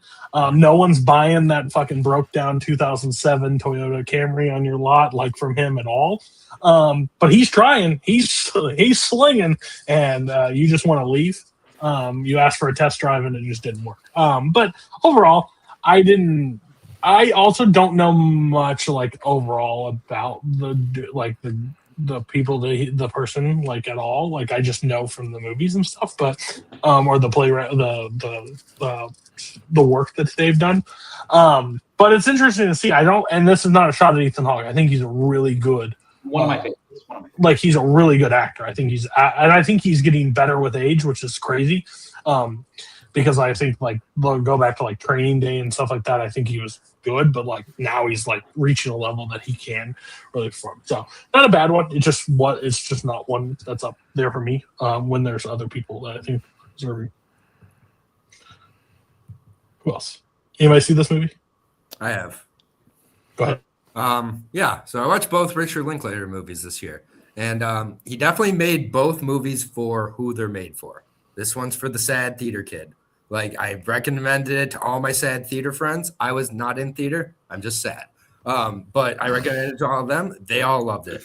Like, that's great. It'd be like me criticizing people for not liking Nouvelle Vogue or being like not understanding how people like Nouvelle Vogue who liked it. Like, it's the same thing here. Like, for me, it's his saddest hangout movie yet. So if that sounds appealing, like there's that. It's a very Richard Linklater movie. So like if you're into Richard Linklater, like I don't understand how you wouldn't like this movie. And like so when Payson's like it's in his upper echelon, like that makes sense. This seems like one of his better versions of his type of movie. But like for me, like I didn't love Ethan Hawke, the character, but the performance was amazing. But like the character got repetitive and a little redundant for me as it went. So like it was fine. Like I'm glad I watched it. It's a cozy watch at home. You don't need to see it in the theater necessarily, so you're not missing anything there. But yeah, Nouvelle Vogue all day for me. But I'm in the minority there. Kind of the same. I thought it was fine. I liked it enough. I'm just continuing to picture Payson sitting in a theater, just thinking it's hilarious that this guy even is considering that he has a shot of having sex with Margaret Qualley and like. Payson I don't think is Ethan Hawke as short as I've heard he is in this movie? He is very that short. It is. All He's particularly short, yes. I will Oh, yeah. not say names, but with this bald short guy, watching a movie about this bald short guy made me think of another person in this community that I also really, really love. Rudy Giuliani. No, when has Giuliani ever played a match in multiplex? That's the You joke. don't remember that match? The free for Well, all. I'll say I think the only other thing that brings this movie down is I saw this movie like the same day as the other Linklater film, and I think that one is heads and shoulders better than. Okay, I need to see that one, but yeah. Yeah. Anybody else? Okay, perfect. Your number 6. You mentioned it earlier, but yeah, my number 6 is No Other Choice. Small yikes. I had this at 5. No, I'm sorry. I had to do the same spot. I was wrong. Okay. Okay, so you guys Wait, will talk no, about it now? I'm sorry. No, I do have it at 5. I mentioned it on my list. It's my number 5. Okay, So. then we will wait for you. What's your 5? Cool, not talking. My 5 is this little cool indie movie. I'm not sure if you guys have heard of it. It's called Sinners. Yikes. Yeah. Yikes. Oh, From Dusk Till Dawn. Okay. Yikes, and fuck you, Payson. Oh, And you too, please. Cody, apparently. Oh my god. It's on my list. That's just for Rue. That's just for Rue. Okay, fair enough. Okay. I told Just Marty for real. Supreme. Oh, Okay. Marty Spring. Yikes. Oh, Yeah. Yeah, that's where I had it. Shut up, Payson. You have a very basic list. I don't know what to tell you. I do. He's trying to win. I'm not trying to win. I'm trying Uh, to be honest. There you go. Chance. What is your 7? Well, I don't have a basic list, and I guarantee this is not a yikes. Mission Impossible: The Final Reckoning. Whoa. Yeah, I don't know who said, "Whoa, this should come as no shock to anybody who knows me." Look, I am a Tom Cruise fan through and through. Like, there's a solid chance if he does anything in a given year, it'll be in my top 10. Going into this one, I remember people really not jiving with this film, and honestly, watching it, I felt like I watched a different film than everybody else, because to me, this felt like a Mission Impossible movie for Mission Impossible fans. I'm a Mission Impossible fan. I think Tom Cruise is still doing his thing. I've been on record. I don't think any actor in Hollywood or anywhere works as hard as Tom Cruise for his audience. The thing he's willing to put himself through, and for our entertainment, I think that is commendable. I think he commits wholeheartedly. I think some of the stunts he does in this are downright inspired and really fun to watch. I've watched this twice in IMAX. I've had a great time both times. I think that the way this does bring things kind of full circle for the entire franchise is really nice. I love the way the tie-ins they have to both 3 and 1. For some reason, never 2. I don't understand that. I think that the cast this is really impressive. I think that a lot of these actors you have these small bit parts, like Trammell Tillman having some of the most memorable scenes of the entire year, despite the fact it's only moving for about maybe 3 minutes altogether, but memorable last 3 minutes. But yeah, I think that this was this felt like a reward for those who've stuck with this franchise since 1996. I wasn't there in 1996, but people have been there with the franchise since the very beginning and have been fans of this franchise and show up for this franchise. And yeah, it just felt like it just felt like a movie for people who love this franchise. And I love this franchise. I love Tom Cruise, and yeah, I really like this movie a lot. Yeah, I'm the only thing I'll agree with you on. Listen, I have it high up there on my list. It's 18. It's probably my favorite franchise of all time. Is the Mission Impossibles. After rewatching it, there's one movie that I just dislike. Two. Really? Yeah, it's 2. It's the only one. It's James Bond.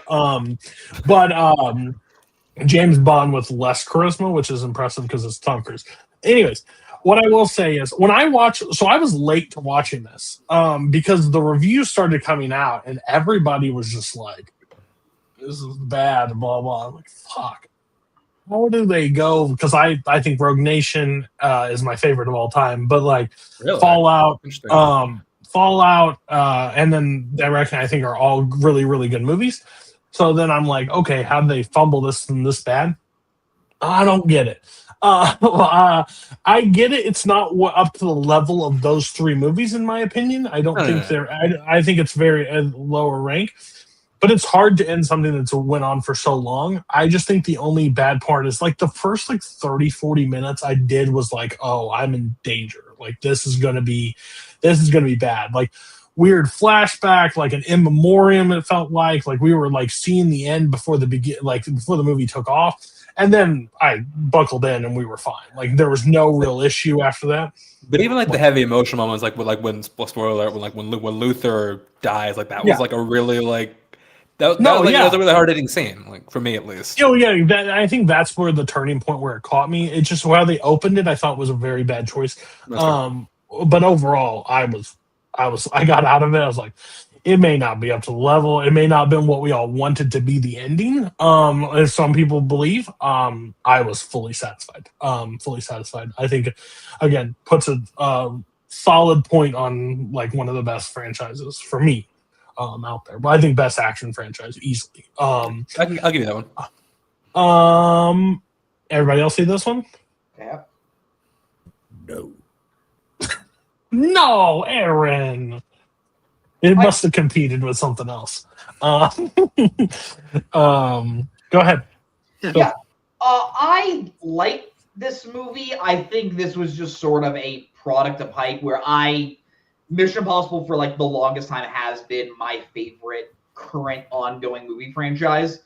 I've loved all of them since like Ghost Protocol. I would say like every movie since Ghost Protocol I've absolutely adored. This one is like a solid 7 out of 10. Yeah, Cody kind of hit the nail on the head where like the first hour, I'd say I was a little like just sort of like sighing, thinking like, okay, I'm probably going to be a little let down by this because I just didn't think it quite had the juice that the other movies had. Chance was talking about Luther's death. I think like Luther is like maybe like my personal favorite character in this franchise, and I was really disappointed to see how they just sort of like sort of pushed him aside in the like first 10 minutes. Now I have looked into things about Ving Rhames. I get he's not the healthiest right now, and he couldn't really quite do like the action stuff. So I'm guessing that was probably why. At the same time, I wish there were better ways. But the second Tremel Tillman shows up on that submarine, I was pretty locked in, and just in immediate, just like charisma hand. Like maybe my line delivery of the year is, and you must be out of your damn mind. I'm not going to do an accent, but just incredible. And just both the Sevastopol set piece and just how it ends with the planes flying. I think that was really, really fun. I really love the callback. I forget the character's name, but Dunlow. Yeah, I loved him. Phenomenal callback. The one thing I will say, something I did find funny, we learn in the movie that Angela Bassett's character is now the president, and when she's making the tough decision of like, okay, we got to bomb one city to show that we're not being selfish, and I was like, okay, what city do you think is like big enough where it would be a solid grasp, but also like not important enough where it would be like a huge loss? I'm like, Phoenix. Okay, yeah, Chance got it. Phoenix is probably the biggest city. I 100% thought that was the target. And it's like, okay. No, the second I was like, fuck, it's Phoenix. I leaned over to my buddy Jacob, just like, I was in Phoenix when I saw him, just like, she's talking about us. She's talking about like us right here. Like, we're right here. Yeah, but yeah, like if I were to rank the franchise, this is probably my 6th favorite of the 8 movies. But I think that just is a bit of a testament to how much I do like the other movies. Yeah, when I finally ranked mine, it was like, oh, this is probably 6, but like, I have no argument why I could fight it with any of the other ones, and it's not bad. Like being at the bottom of this list is like the best way you could possibly be. Like it's even for me, it's like I think it's 7th, middle of the pack. I don't think I want to say it's like 5, maybe 6. I will say I do love that when I said I'm not going to do a Tremel Tillman impression, Chance gave me the eyes of, yeah, you better fucking not. I was just appreciating no accents ever. Mark, have you seen this movie? I did. Thought it was okay. I was really looking forward to this movie. I really liked Dead Reckoning Part 1. Do we still call it Part 1, or is it just called Dead Reckoning? I just call it Dead Reckoning. Okay, like it feels weird they did that. Whatever. No, that's weird. No, you're right. Part 1 to change it later, fucking pissing me off. But yes, looking at you, Wicked. But yeah, I mean, it's I like it. It's hard because like I saw it back like in June or whenever it came out. I just remember being kind of let down. I was expecting to be a bit better.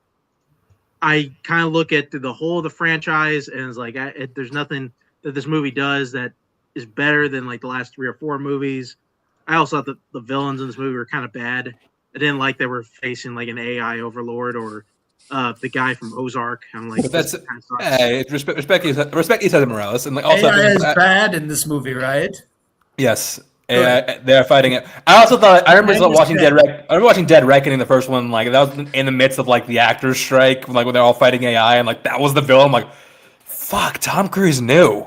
Yeah. How did you do that? He always knows. He always knows. And Like we did don't you come back. Aaron, did you come back thinking like, "Are you guys? Are I was still like, talking about we have to Mission be onto a new movie now. They can't be talking about Mission Impossible as long as the movie. These Like, Tom Cruise is a Oh, hero. you clearly never met me before. Yeah. I've met you a couple times, but not that many, I guess. Mark, finish your statement. We interrupted you. Go. Yeah, no, I wished it ended better. Maybe after some time, and I'm not just kind of waiting for like a good conclusion, revisit. Maybe it'll be different. Right now, I'm kind of it is where it is. That's fair. All right. It is what it is what it is. They got it right. And you must be out of your mind. Thank you. You're number 6. It's a yikes. It's Mario Supreme. Yikes. Okay. Man, I really need to see this fucking movie. Okay. It's like the same yikes every time it's mentioned. But to say, like, it's the first one on all of our lists. That's kind of. I think it is. On everybody's list. Yeah. 5 is No Other Choice. Wow. Okay. Damn. No love for Park Chan-wook in this house. All right, fair enough. Like I just watched it last week. I mean, That's fair. That's a fair point. You can see my screenshot. It's on there. It's on the edge. It is. I don't give a shit about the edge. I care about what you do for me on the top. All right. Yeah. No Other Choice. Park Chan-wook making a movie for the first time in a few years. I mean, I haven't seen Decision to Leave yet, even though I really want to. I missed that one. But point is, I'm a fan of Park Chan-wook, the Vengeance trilogy, The Handmaiden. I think he's a really, really awesome director when he's not making Stoker. But seeing him take on this, I think this is a really interesting look at desperation and what somebody will do when they feel like they have no other choice. I think Lee Byung-hun is phenomenal in this film. I think that he sells both the moments of like really solid dramatic tension, like the moments that are really heavy emotionally, but can also transition to moments that are like really, really funny. Like I forget like how funny that dude can really be. I think the dude's like is a phenomenal actor. One of my favorite foreign actors working right now. Yeah, I think the movie has like a really like weirdly dark sense of humor to it that I really jive with personally. And I think that, I mean, like I said, I think that it portrays its subject matter of, you know, like what are you willing to do? How far are you willing to go for you and your family to, you know, to like be well off, to eat, to not have to give things up. I think that this movie portrays that in a really, really fascinating way. And yeah, I waited for this to solidify my list, and I'm so happy I did because I really, really do like this movie quite a bit. Yeah, this was my number 6. People have called it this, but I'm gonna repeat it. This is the best Coen Brothers movie that is not written by that is not directed by the Coen Brothers. Probably Park Chan-wook's funniest movie, pound for pound. Dark comedy is such a tough genre to nail, and this one does it in spades. If you've seen the poster, you probably have seen the scene of Lee Byung-hun holding that pot. Just like, and like the scene of him just saying, like, it's not even like a moment of like anger of why he's gonna kill this guy. He's really just sort of thinking like, if I just drop this, can I just kill this guy right now, like, and just be done with it? But even like the payoff to that scene, I think, is really funny. Not the funniest scene of the movie. That like not.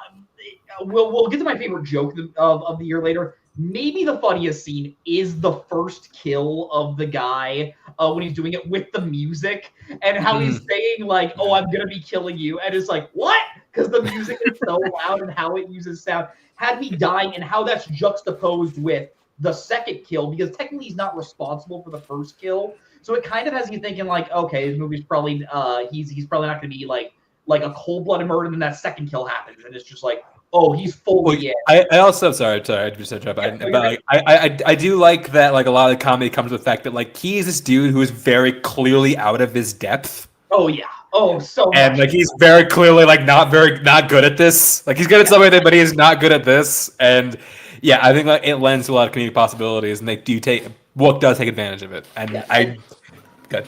Yeah, and the movie is called No Other Choice, but I think the humor of that line is like, as you're watching the movie, you clearly realize like, no, you didn't have to do this. Like you were living like a lavish lifestyle, and like, yeah, it sucks what happens to you. He is a product of the system, but like, I think Park does a really great job of showing like, no, he could have cut back, but he is so resistant to saying taking a step back in his life. Like he wants his role as the observer at this paper company, which isn't even like this great role. It's just a role that he has, and he takes such pride in it. And yet, one of the more like haunting closing scenes of the movie that like, yeah, screw AI in the best way possible. And this movie is maybe that ending scene is like one of the best examples of that. Park Chan-wook is one of the best working directors today, as far as I'm concerned. Should be nominated for Best International Feature. Oh, no question. No one else had this, right? Yeah, well, not being nominated is what's wrong with the Oscars. Anyways, this movie is my. We should get rid of it. You know what? Selling point, done deal. This is my second of the year, and I am not a foreign film like fan normally. Normally, I don't have the attention span for it. Park Chan-wook is just one of those directors right now that I think is hitting on all cylinders. Decision to Leave and this is like two of my both have been in my top 10 of those years. I think they're absolutely brilliant. Handmaiden was I need to revisit that. I did it for a roundtable, and I just don't think I think I rushed them at the end. I don't think I appreciated that one for what it was. I think he is one of the strongest directors working right now. This movie is so funny, but like dealing with a subject matter that is so relatable. Like when you feel like you don't have another choice, like this is it, like this is what I have, like being at your like that level. There's a phone sequence in this movie that I think is just one of the best scenes, like of him and his what's going on, and like how he like shoots it and stuff, I think is just brilliant. Yeah, I can't rave about this movie enough. When I saw it, I was just like how funny, but also when you're laughing, you're like, that's fucked up. But I'm laughing really loud at it. So can't recommend this movie enough. There's only one movie this year that beat this movie for me so far. I haven't seen Marty Supreme, so again, when that comes, everybody tells me that will be pretty high up on my list. But until that moment happens, yeah, this is number 2 for sure. Aaron and Mark, you both have seen this, right? Yep. Yes, you had it on your list, and you said you just saw it a week ago. So go ahead. Why didn't it make your list? I saw it a week ago. I submitted my list like 2 weeks ago. This would have been my number 4. Maybe would have moved me in the third place tonight. Who knows? Mm-hmm. You don't want to be in the middle. You want to be at the end of the beginning. Exactly. So I'm glad I saw it late. Thank God for fatherhood keeping me from the theater occasionally. How dare you create life? Yeah, I know. Add another, the great human to this great human being. You watched 28 years later, and it was inspired. That inspired to create life. Yeah, he's like, sorry. I'm done talking. That's like, I mean, I really love the movie. Park Chan-wook, is probably my favorite living director at this point. Like, I just don't think he has many misses. Even Stoker, it's not terrible. It's just not Park Chan-wook's best. But it's not bad. But No Other Choice, like I really like that didn't take as simple of a route to the capitalism is bad angle as I was expecting. Obviously, that's involved there, but there's a lot more to it than that because at this point, we're aware. So it's like, let's try to edge a little bit. So, but yeah, I think the performances are great. Like Park Chan-wook, just Decision to Leave was amazing from a couple of years ago. Get on that chance, like Yeah, I know. I just think or tomorrow, like either way. But like it's so good. If you like this movie, you'll definitely like it. Yeah. No, yeah, like Decision to Leave is something I really like. I just have not watched it yet. So, but go ahead. Yeah, Mark, you can talk about it. Yeah, okay. I just double checking. It is in the screenshot. No Other Choice is my 13. That is almost the edge of the edge. Yeah, narrowly missed it. I liked it a lot. Drove a couple hours to see this movie on Christmas Eve. Did not regret it one bit. That's how much I liked it. What a baller. He's not fucking family. I'm going to fucking see Mark. Cody, I have done that before for Thanksgiving. I've done that before. You make sense. Mark does not. Fair. Listen, we can spend all the time they want on Christmas. Christmas, like that's a good day. So today is mine, goddammit. Steve is from Park Chan-wook. But yeah, I think also Park Chan-wook, he's probably the closest we've ever been to Hitchcock. I think of any living director. And I'll just double down on this chance of you love no Other Choice. You're going to. I know, and I've heard like Decision to Leave is very like Hitchcock inspired. Probably the most Hitchcocky in the film. I will say, Mark, did you look at the theater person helping you and be like, "Oh, they got you working on Christmas Eve while you ripped your ticket"? Because that's what you got to do on a holiday. Be like, they thought you were flip them a quarter. Yeah. Here you go. Yeah, fill up the popcorn. All right, what's your 4? 4 is one I anticipate. I'm going to want to have on my list is Life of Chuck. Oh, that's the yikes. Is it actually? No shit. Yeah, wonderful. Wow. That's so nice. Wow, I'm so proud of you, Mark. Good job. You sweet boys. All right, we're in the 3s, so we're going to go one at a time. Mark, what's your 3? Okay, my number 3, another A24 joint is Warfare. Oh, this is a Mark movie. Yeah, this is a Mark. This is a definite Mark movie.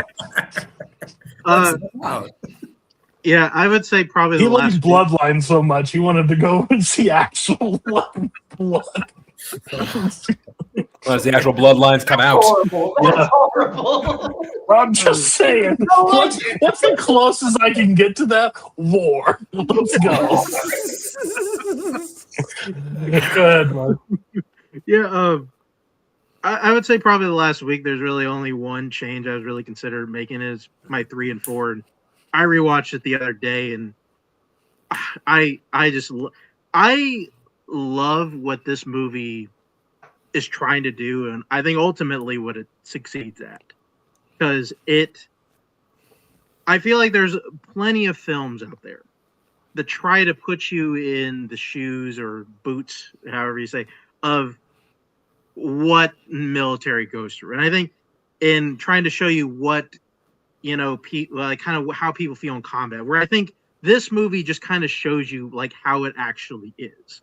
And I think from the very get-go, when saying this is all this entire story is based off of people's memories of the event, I think it nails that completely. And I think just from how we see every character react to every decision, how there are people who are shaken by what's going on. There are people that are just trying to like do their job and kind of, or they're just people that are just scared stiff, and where I feel like it ultimately it comes down to these are people that are just friends, buddies, or whatever, just trying to get their friends out of danger.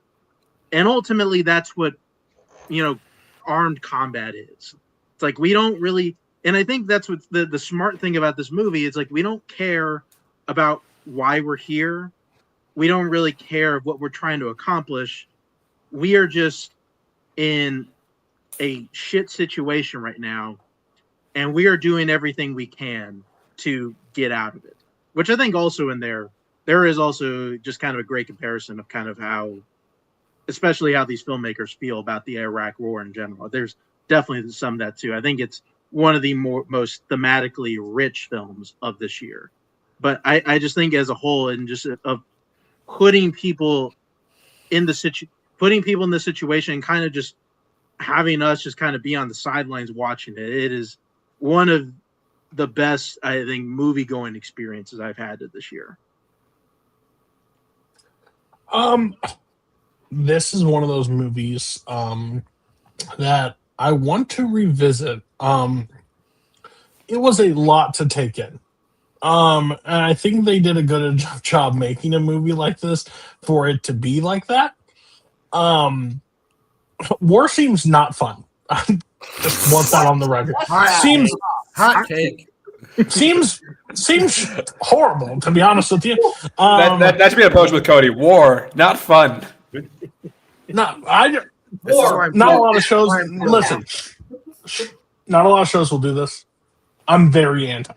I just want that. I'm very anti-war. So I want to say that I want to stood for something today. YLS, not a fan of war.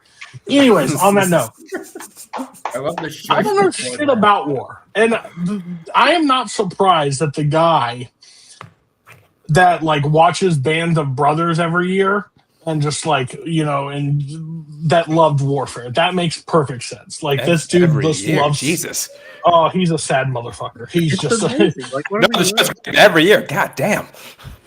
Listen, the things a therapist could unpack with Mark Menchaca would tell many stories. Anyways, on that note, My boy Mark. I think I don't know shit about war, but this felt like the realest like thing that I could ever like see of what war would be like. I'm out, and I'm not a person that really like struggles with anxiety and stuff. Praise be on that. But overall, this movie put me into that like state. Like it's a lot of stuff that was kind of panic inducing a little bit on these scenes. And I think that's brilliant that they were able to capture that, knowing it's a movie and like halfway through me looking through and be like, Cody, this isn't a live. By the way, when he moves and I just see that killer nun with those eyes, that freaks me the fuck out every time. When I have to tell myself, hey, this is not like a live stream or like a live thing of war. This is a movie you're watching. I think they have done a really good job. So you're not the first person I've seen it very high on people's list. I just need to revisit. It was very early on when I was watching, so maybe I need to recheck it out. But maybe not, because again, not war. Not a fan. Anybody else see this movie? Yeah, I've seen it. Yeah, I've seen it. Go ahead. Yeah, I think the movie that this the like recent 2020s movie this reminded me of, and I don't think it's quite as good as this movie, is the way how this movie portrays war is kind of like the way Zone of Interest portrayed the Holocaust, in which we are making a movie about this subject material, and we are going to be as unentertaining as we possibly can and just kind of try to show what it is like. I really, really love this movie. Something I really, really liked about it was the fact that like the first 30 minutes, you're just watching these soldiers just hang out in this house. And hang out is maybe not the best word, because they're not like talking and shooting the shit. They're just lounging around, waiting for shit to happen. They know something's probably going to happen, and it's not going to be good, but this is the literal calm before the storm, and the second it happens, all hell essentially breaks loose, as I'm guessing it's probably like in real life if you are in war. A stacked cast. What have we been doing with Charles Melton since May, December? Like, the fact that I think that was like, is this the first movie I've seen with him since May, December is a shame, because he's a phenomenal actor and it just goes very deep. I'm not going to list all the actors. You could look them up. But I love how like they're not giving like these super flashy performances. They're just part of this ensemble that just helps tell the story. Yeah, I'm a big Alex Garland fan. I think he directs this very well with Ray Mendoza. And yeah, didn't quite make my list, but I really, really love this one. Was Cooper Hoffman in this movie, or am I making that up? No, Michael Gandolfini. I thought he was in Michael Gandolfini. Michael Gandolfini, that's the one. It's Gandolfini. He The looks like other famous deceased actor. Rest in peace. Rest in peace.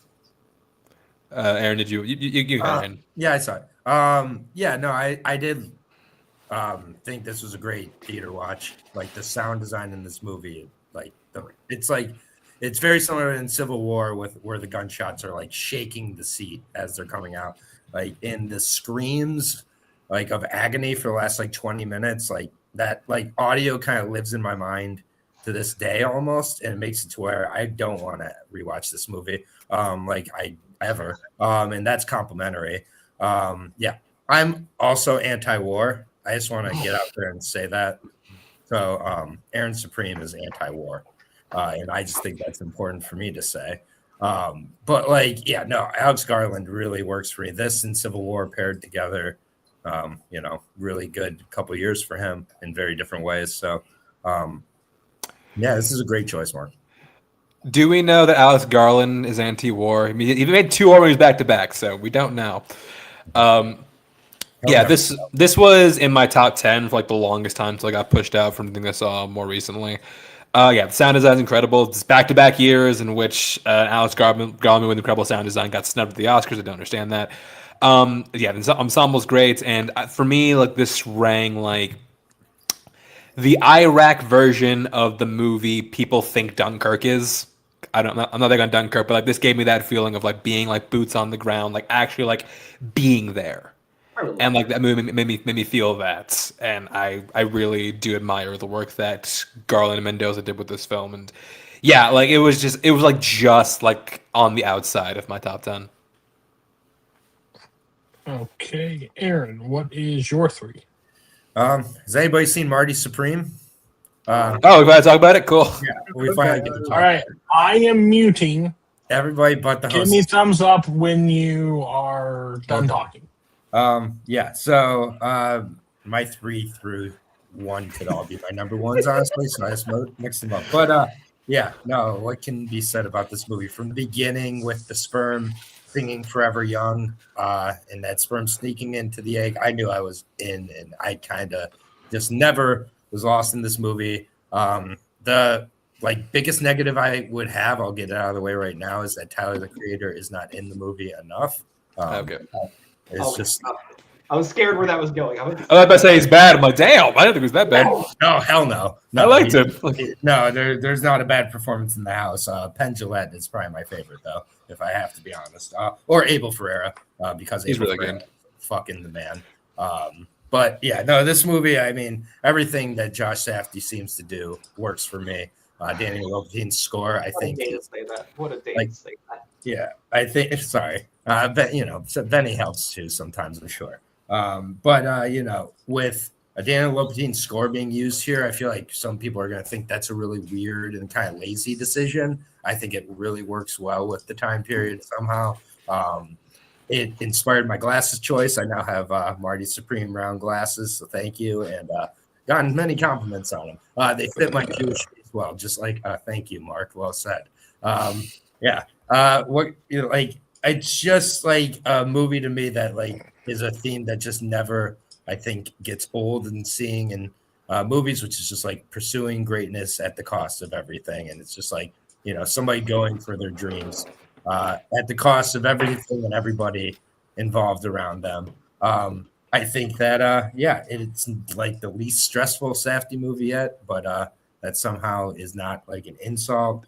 It's still pretty stressful, though. Still pretty stressful. Exactly. It's very stressful still. Like, don't get me wrong. But, I just think it's a walk in the park compared to, Good Time or But either way, the ping pong scenes also are just, fantastic to watch.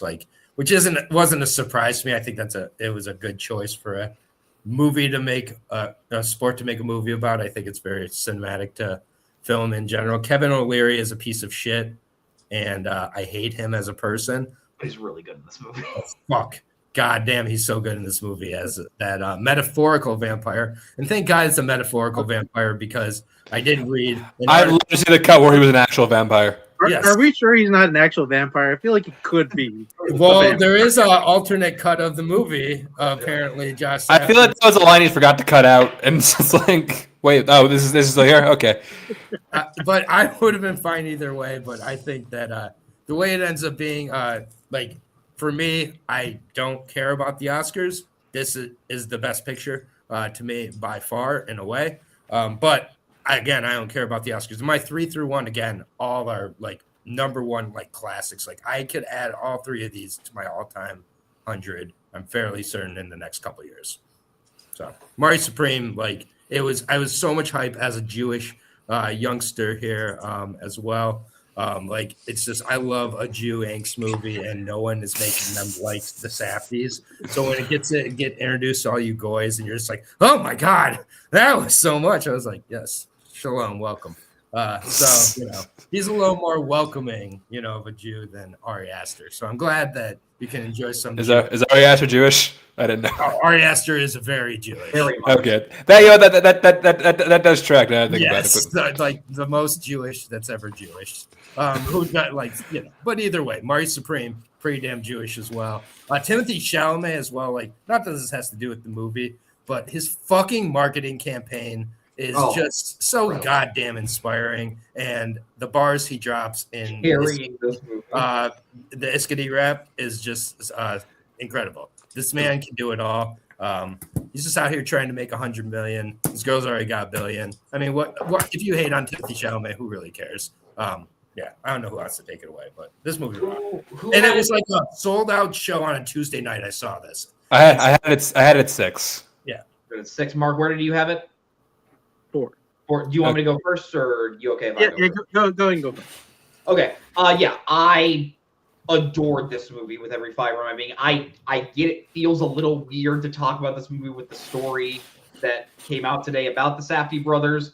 Gonna ignore that for a slut. I'm guessing I'm the only one. Look, I didn't see this. Later, creepy stuff was going on at the set of Good Time. But I put this movie on my list long before that, so I'm going to talk about it. I think this movie was just an anxiety-induced film in the best way possible, but also a perfect film about what it truly feels like to be in your 20s when you are just just full of ambition, but also like how that ambition can just be sort of damaging to other people around you if you don't have like a good head on your shoulders, which I think Marty just doesn't always have at times. As I think about my favorite performances of the 2020 so far, honestly, I go Cate Blanchett and Tar, and then right under that, I might go Timothy Chalamet in Marty Supreme. I think he brings so much life to this character. He has so much energy, so much like bravado, but also like there's something a little pathetic about the character when you just take like a slight step back. You're like, the fact that Cody's muted, so I can say the fact that the final big sports match is in no way like a championship. It is literally like, hey, I want a do-over of this fake game that we just played. That is such a fun idea to make this like this is the big showdown in the sports movie. It's incredible. There are several like what the fuck moments where like the honey scene, the scene where the bathtub breaks in the hotel, so much fun. Maybe the best like purely casted movie from just like, holy shit, you got this person and you got this person. The best we've seen Gwyneth Paltrow in like over a decade, as far as I'm concerned. The joke is like, I regret to inform you, Kevin O'Leary is incredible in this movie, but he is genuinely really, really great as this scumbag character. If we still did quotes in movie Melee, I would write the question: in which 2025 film will you hear the quote, "I was born in 1609, I'm a vampire," and watch every single person that didn't see it get it wrong because they put Sinners. Just the humor of it. I love the score by Daniel Lopatin. Not entirely sure how to say that name. It just creates so much drama. If it wasn't for the movie at my number one, it would be my favorite score of the year. Just how this movie captures the 50s is so great. I saw this movie on my birthday. I was so happy I was able to see it. And yeah, just to touch on the marketing campaign, the moment I loved was just seeing Timothy Chalamet standing on the sphere. Because when I first saw that, I was like, is this AI? The reason how I know it's not AI is because he looks a little scary. He looks a little Yeah, he's scared, and terrifying. that's what puts it of the fact that he's fucking standing on the sphere, and like AI could not capture that slight bit of fear. It's so Okay. good. And yeah, like Cody says, like the entire time you're just watching the clock tick down. And Yes. All right. Okay, be quickish, even though it's my number 4. Yeah, I was a little worried about this movie after I saw Smashing Machine. Not that I thought like it was bad, but I was like, okay, this is a significant step down from everything the Safdie brothers have done. Correct. And then I watched this and like, oh, I guess Josh Safdie is the one who had more creative say than I guess Benny did. Freeze. Because it is like, I don't want to say like it's exactly like Uncut Gems. It's a lot like Uncut Gems. And that's kind of how I explained it to my brother, even after he was like, I don't know if I want to watch this that much. Like, no, just imagine Uncut Gems that is paced like a sports movie. He's like, okay, yeah, that sounds kind of awesome. Like, yeah, it is. It's amazing. And I'll echo a lot of things that brought up and said. Score is amazing. Timothy Chalamet, I think, is my favorite performance of the year. He absolutely nails this movie. He is the guy I want to win Best Actor this year. I wasn't sure how much this movie would sit with me. Watched it twice, blown away again. Honestly, I feel like the only thing, I didn't really want recency bias to take over. This movie had a real shot to be my number 1. I enjoyed it that much, and I mean, kind of like you said, Aaron, too. It's like it's not like a comfortable watch, but it is the most like accessible Safdie brothers movie to watch. There can't be enough good things said about it. It is a phenomenal movie. I do think it is probably the best picture nominated movie of this year. I'd say that. That's right. Odessa Adrian also incredible. Like, All so right, Chance. Yeah, I'll be quick because bullshit. I'll disagree later. But I do think that this movie is absolutely fantastic. Yeah, like seeing Smash Machine, which I liked, but I didn't love. And I watched this and was like, what exactly was Benny bringing to the table? But yeah, I think everything he said is great. The performances, I love the energy of this movie, and yeah, I think this movie is top to bottom like really, really great. Okay. Yeah. All right, Cody. let's wait till Look at the screen. Great. It's funny because this would probably be his number 1 of the year, 100%. Like, no spoilers, but like he hasn't seen it. maybe the best ending of the year. I don't want to say anything. but Look up. The ending is incredible. Look up young Cody. Cody, my guy. He's looking at us. This is so funny. Oh my god. Check that out. I think he's cheating. Show me your setup. James, Show if me you your want to setup. say anything good about the Yankees, now is your shot. Now is your shot. Aren't the Yankees so fucking fantastic? Oh my god. Oh my god. Let's just talk about the Yankees, man. 27 championships. Historic franchise. When was the last championship? 1975? No. 2009. That was a long time ago. It was at baseball standards, but hey, at least I got to watch one in my lifetime. But yeah, such a great, well-run organization. So much better than the Red Sox. Have I told you? I heard. I didn't hear a lot, but I will stop. I just looked and Payson was talking longer than Aaron. I was like, what the fuck are we doing? This is We crazy. talked for a while too. No, I know. I was in the process of editing a trios match while I was at it. I was just I'll just go away for a while. Existential crisis. No, how long was I away from you guys from being done? It's maybe.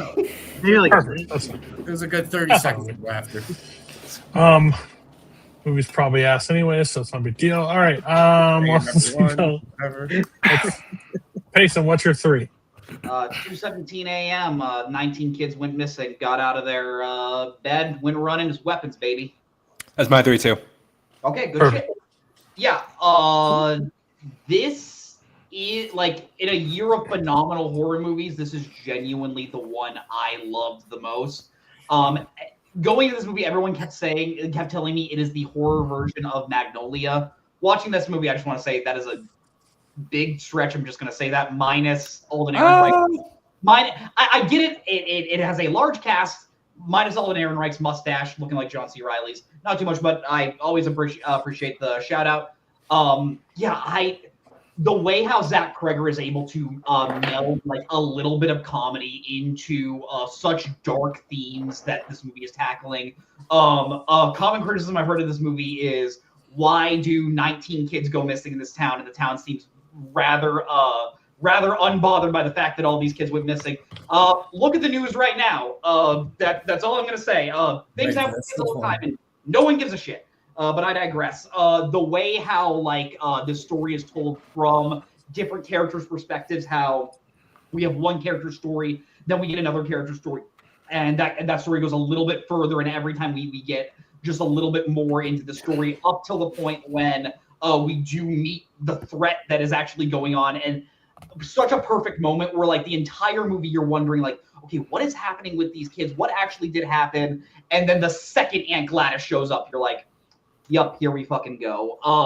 The entire cast, I think, is excellent. Austin Abrams is so funny in this movie as this heroin junkie. Josh Brolin, I think, is great. I think Julia Garner is great. The moment of Benedict Wong running at Julia Garner in the gas station is just a moment that will like live with me forever. Very, very, very well edited movie. And just maybe the theatrical moment of the year for me was the moment when the kid takes the stick and starts wrapping Aunt Gladys's hair for the final time, and just having the entire theater go like, oh fuck, here we go, because the movie just perfectly sets up its rules of what is actually going on. Weapons rules. Loved it with every fiber of my being.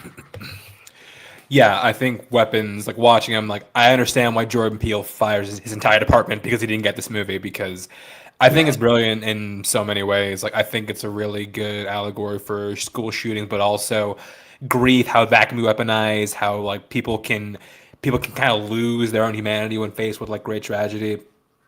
I think that the scary moments are really great. Like I will never forget the fucking sequence where Julie Garner's in the car. Oh. And somebody like gets in with her, just like, okay, yeah, that's crazy. But I also think like the moments of humor I think are really well done. Like some of the biggest laughs I got in a theater this year at a movie this year was the very end of this movie. Like it didn't feel like out of place. Like it felt like natural, it felt earned, and like I really did love it. I think that this movie is all kinds of brilliant, and Zach Kreger is someone who is someone we're going to watch out. It's another one of those cases, kind of like with Jay Belordi. I think that even though this wasn't the cast it was supposed to be this movie, minus Austin Abrams, I think that in a lot of respects we got the right cast. There are people who I would have liked to have seen their take on this, like Renata Renzivi. I would have liked to have seen her take on this character. But yeah, Julia Gardner, Josh Brolin, Benedict Wong, all fucking fantastic. Who was it supposed to be instead of Austin Abrams? It was always him. Like he's the one holdover from the original cast that still got to be in the movie. Oh, Pascal was you're so right. Shocking. Yeah. This was on your list too, wasn't it? Yeah. Go ahead. This is one of the few movies where I feel like I sat through and I could not guess what was going to happen. Like I was just hooked from minute one, and it also just has like just some incredible scenes that just kind of like I like just kind of that I just love from the very beginning. I mean, we already mentioned that scene where she's sleeping in the car, and then we see that person just like slowly going in, like just fantastic scene. Ultimately, the ending, another fantastic scene. Guy was loving it, laughing, like just such a great time. Even though like what they're tackling is ultimately kind of just like a hard to grapple subject, and I think it's funny. Like I think how fun this movie is, even though kind of what we're ultimately doing here, and I think Kreger is ultimately now just one of those directors to watch. He's done 2 movies, and honestly, both of them are very good. This one, I think, is a significant step up from Barbarian. So, I cannot wait to see what he does next. Resident Evil, baby. Aaron, you didn't have this, right? No. Okay. Yeah, it's my 5th of the year. I'm not a horror person, so probably that's like is this accessible for me. I One, anybody asking the question like why do the town not understand 19 kids missing? Like that's the point. Movie has to happen. Like we see there are millions of like missing children posters all the time that people just walk by and treat like there was nothing. So like that's the point of this whole thing. I thought it was really good. I think it was really good. It caught me off guard because I didn't know much about it going into it. All I heard about was the kids leave class, 217. That's it. Caught me by surprise. It stuck with me. I don't know how I will do on rewatch. Now that the mystery has been revealed, I'm interested to find that out. But I think all the performances are great. I think like the makeup work and like the art, like I think it's just really, really smart choices. Mark has my favorite letterbox review of last year on this movie because it's a common question of like how many kids do you think you can take in a fight? And Mark saying, I think I'll set the I have to lower the number, but I think it's solid. It is no way it is higher than 17. I'll just we know for a fact after this movie. Although granted, if you're not a 60-year-old woman, you might have a better shot. I don't know. I know. Listen, I saw that kid running like fucking Ray Lewis after that. There's no fucking way I can take 17. But overall, like I just thought it was really just, I don't know, like I think it's a very creative movie with some horror tropes that have been, definitely been seen and done before, but I think they did it in a really interesting way. A little long, I thought, for overall what the story was, but not in a bad way. I think it pays where it was. I couldn't even tell you right now where I cut it, but it did feel the length a little bit on it, just when we kept jumping. But I thought it was a really smart choice. Again, it's my 5th of the year, so it's been up there for the long haul. Aaron, you didn't have it. I'm kind of curious because you're. I'm a horror I consider one of the horror guys. Yeah. So big this horror. is a movie for me that when I saw in theaters with this is a movie when I saw in theaters, full theater, like it's a fun movie, and that's what Payson said that part of it. The part that I struggle with I like this movie. And I rewatched it with Abby here because she wasn't able to make it to the theater because she was, taking care of the baby, and I was abandoning my family. I abandoned my son. I abandoned my child. I abandoned my boy. Anyway, hopefully your son's better than fucking Paul Dano, am I right? He is definitely better. Can confirm. Abby just watched that yesterday, by the way. So good. Yeah, but so with this movie, like it was not a movie that was good for me to rewatch because on rewatch particularly, like all the random shit, like I'm trying to dig deeper into it, and a lot of the random shit in this movie is just because it's random, and I'm just like, all right, well that's not cool with me, because like some of it is like very significant, like imagery that like I feel like needs more of an explanation than like the director's given, and that to me really bothered me. I think like the story structure, it's fine for the story being told, and it does make the movie get dragged out, and it makes it different, sure, and it makes it stand out and be the Magnolia of horror movies. But like for me, like it was more a gimmick than it was like servicing the story for me. Like I like the movie. I didn't hate the movie. I just didn't love it like most people. I think it's also it's a more accessible horror movie. For me, I watch like 150 new horror movies a year. So for me, I want to be fucked up every time. Like, and when it's like a more safe, fun ride, like I don't tend to enjoy those quite as much. So like it was fine in that way. I don't like Julia Gardner in this movie at all. She's like not good in most movies, so that's nothing new for me. So that's my opinion. Just speaking for me. Obviously, I'm wrong because she keeps getting roles, and I haven't asked why because I'm not a casting agent in Hollywood or wherever they do that at this point. But like it ends up being a fine movie, but and on rewatch, like all the problems of it for me stood out more. Austin Abrams is my favorite part of the movie for sure, and obviously Amy like is great as well. But like Austin Abrams, it makes complete sense. He was the constant holdover. I do think Cruggers has an amazing talent. Barbarian blows this movie out of the water for me. Like it's That's fair. close. That is. And I really love Barbarian, but no. No, and that's fine. That's fine. If I was good at trivia and me and Mark teamed up, we would have covered every movie that's ever been watched. I feel like because we have such a different, varying opinion of what's like a great movie. But You both would have sucked at classics. I'm pretty good at classics. I'm Okay, pretty that's good at classics. Okay. Coming to watch me and Aaron run trios this year. Anyways, yes, thank you. Anyways, but weapons, like it just like I tend to miss out on the mainstream horror movie that works for everybody, and it happened again here. I think what you said makes sense, though. I really do. Like the stuff you were saying, like that. And by the way, Julie, she still gets roles because of Ozark. That's all I'm going to put it out there. Yeah, I didn't watch Ozark. Ozark. Her performance is incredible in Ozark. But She's great in you have to Americans. fucking kill me. She's great in Americans. Haven't seen that yet. Wait, season one. Hey, We'll get there. We'll get there soon. Watch TV Chronicles on this channel. We break down shows. Okay. Chance, what's your third? She was in the Americans. Oh, That's right. perfect. She was really good in the Americans. I watched the Americans. Please stop. Sorry, on season I'll one. shut up now. It's okay. That's fine. No big deal. I've talked What's your two, Mark?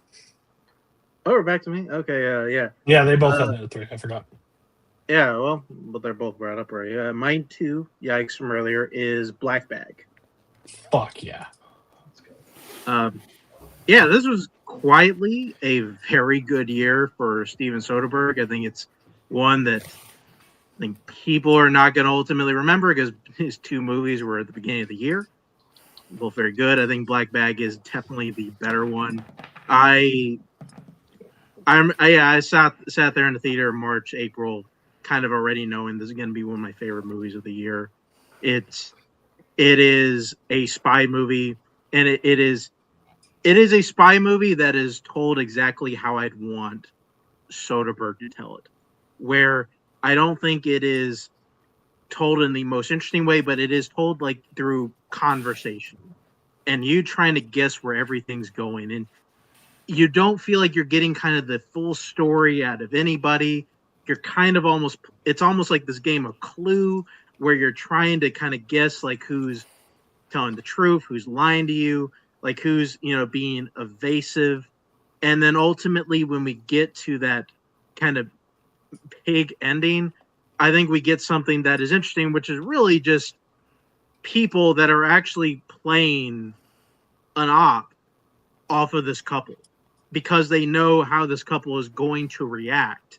Like once like they are involved in something, which I think is so cool. Like it really is just a movie that just kind of takes me back and forth like everywhere. And it's one that has just kind of stayed at the top of my list for as long as it has.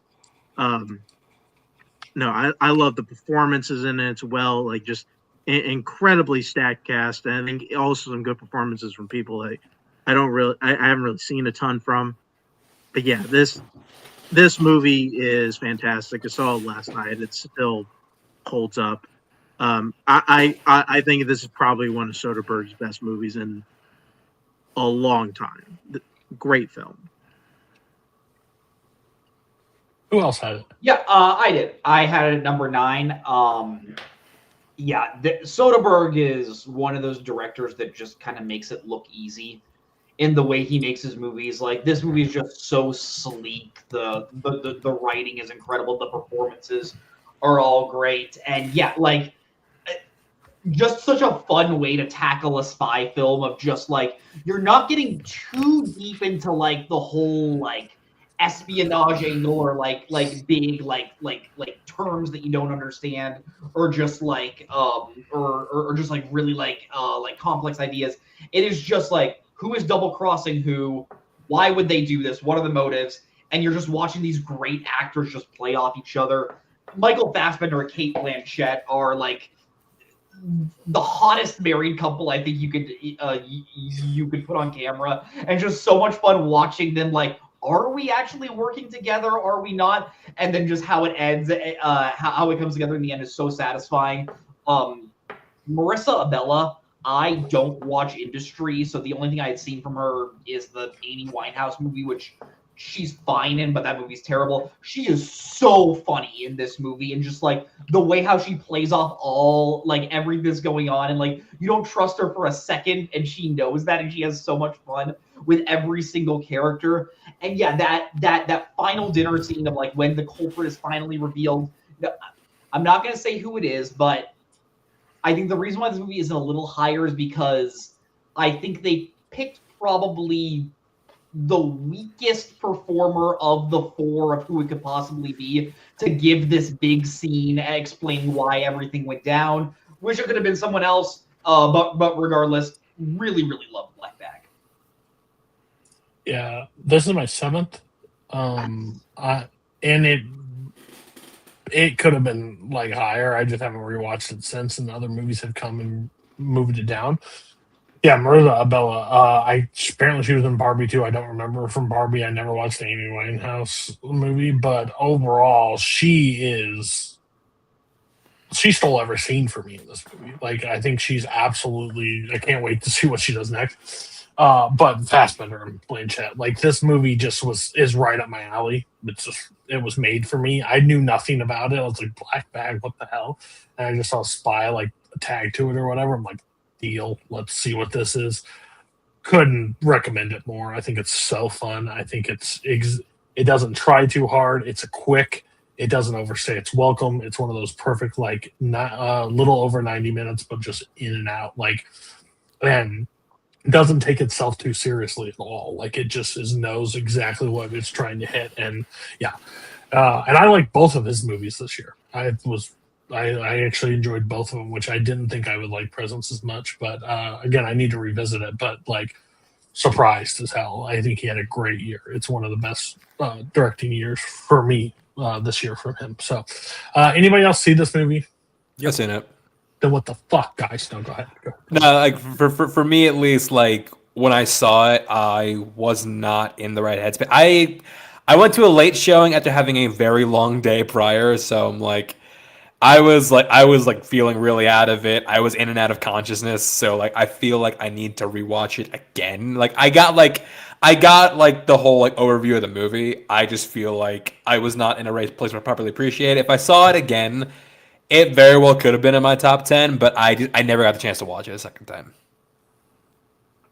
Yeah, no, this is amongst the like 30 or 40 movies that was up it for this list. Like, it was a really good year, and I saw this on a random Tuesday or Monday. I think it was like a screen unseen at AMC. Watched it with John Marr. It was a great time.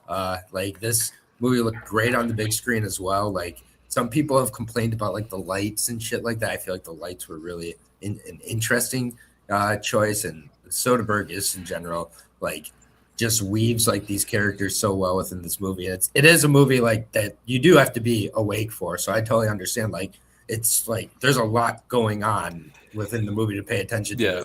Yeah. But everything I remember seeing and like everything I was there was like fully into, like I was really enjoying. But it's for sure really, really good. You also had one of my favorite reviews this year, Aaron, where it's like the person eating the 3-course meal in France. People rock. Oh my god, yeah. Someone was eating like a taco, and they were trying to eat it. And people try to sneakily eat their loud food. Oh. It's like just a longer period of noise where it's just like, I'd rather have somebody just go, just go for it for a second. It's the bag of chips where they. It's like, fucker, open it. I'll open it for you. What do you need? They wait for an explosion. Just eat that fucker in one bite, man. Like, it's gonna be way short. This bitch was taking her fucking sweet ass time through this 3-course meal that was in her boyfriend's fucking lap on those little recliners at AMC. And this movie is so quiet. And I'm paying attention to the movie.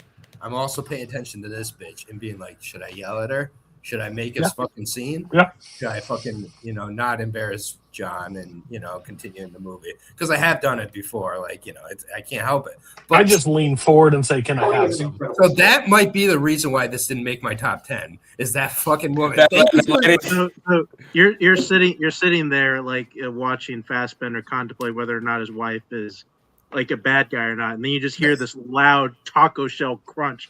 Yes, this fucking taco Rita. Like, Listen, I've been in a movie theater where a guy has pulled a can of a beverage out of his baby's car seat, crack it, and look at me and offer me one. So I've been through it all. I get it. I did not accept. But it's like this movie was like the worst type of movie to be like half focused. Yeah. So like, in a very different way, I also need to rewatch this movie. Long-winded, sorry. That's fair. No, you're good. Okay. Cameron, what's your 2? My number 2, probably not on anybody's list, but it should be. If I had legs, I'd kick you. Fucking Marion Bronstein. Rose Byrne, I don't care about the Oscars much, but just give her the fucking Oscar, bro. Just Rose Byrne and Timothée Chalamet, and I won't talk shit about the Oscars for 20 minutes. Like tops. Like, I'm not fucking offering shit. On call, though. It has to be on call. 20 minutes consecutive of when you're on call. I won't complain about for 2 straight matches. I won't complain about Oscars. if Timothée Chalamet and Academy, Rose, we need you. They both need to win. But yeah, this movie, I just found this movie incredibly effective. It is an anxiety horror movie, I would describe it as. Rose Byrne plays a therapist who is not a single mother, but basically the husband is not around, absentee. It would be the word for that. And her life is falling apart, and it's like it's kind of like an unfun Beau is Afraid, in some ways, but like also very different. And the only way I mean that is that it's like directly putting you in an anxious person's subjectivity for the entire movie and not like releasing you from it. The randomness within this movie and like the symbolic like horror, like the ceiling falling through and other things that happen, the pulling of the feeding tube later of the daughter like endlessly, and this like all of that, it actually does mean something and lead to something, like unlike a weapon. So like for me, this did like fully engage me. I do consider this movie a horror movie as well. Like, I think it's absolutely fucking terrifying. There's a lot of maternal horror movies out, and a lot of them are great. This one, like, just I feel it rides on Rose Byrne's performance. Like, Rose Byrne's performance to me, best performance of the year. Like, she is incredible. I didn't know she had this in her to this effect. I feel like comes from such an honest, poignant place. I've dealt with anxiety throughout my life as well in a very different way, but it's like I know when it's portrayed from a real source and when it isn't. It's just like the way it's portrayed in this movie. And I saw this movie as I was getting ready to become a father, so like I was just like, goddamn, what is it going to be like? Is my baby going to be okay? Like, because like right from the beginning, like the health issue with the child is just, you don't know if it's really that bad of a health issue or if the child just has a feeding tube and it's really not that big of a deal and the mom's making a bigger deal of it. And it's just like, there's a reason, like there really is like a reason so many of these movies are being made, like Die My Love and these other movies that directly put you in the driver's seat of an anxious individual and you end up empathizing in some ways with what's going on. I think if you really connect with the movie, A$AP Rocky, his performance in this movie is great. I just want him to get more and more roles, highest to lowest. I liked it. So like, he's 2 for 2 for me this year. He's great in it. Yeah. And I mean, just about Conan O'Brien, he does bring a much needed humor and lift to this movie at some points as their like colleague.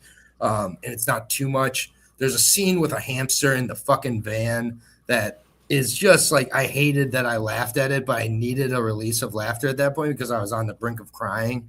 And it's just fun watching these movies with Abby next to me because we all have anxiety at points because we're human, but she's not anxious. I am anxious. So like when I watch a movie like this or Beau is Afraid and I'm like crying at moments, and she's just like, I'm just it's just like a really interesting seeing the different subjectivity, how the like it just the viewer brings it to the movie. So I know that you're gonna hate this movie, Cody, but yeah, for me, this is a movie that 5 stars for me, and I'll never watch it again.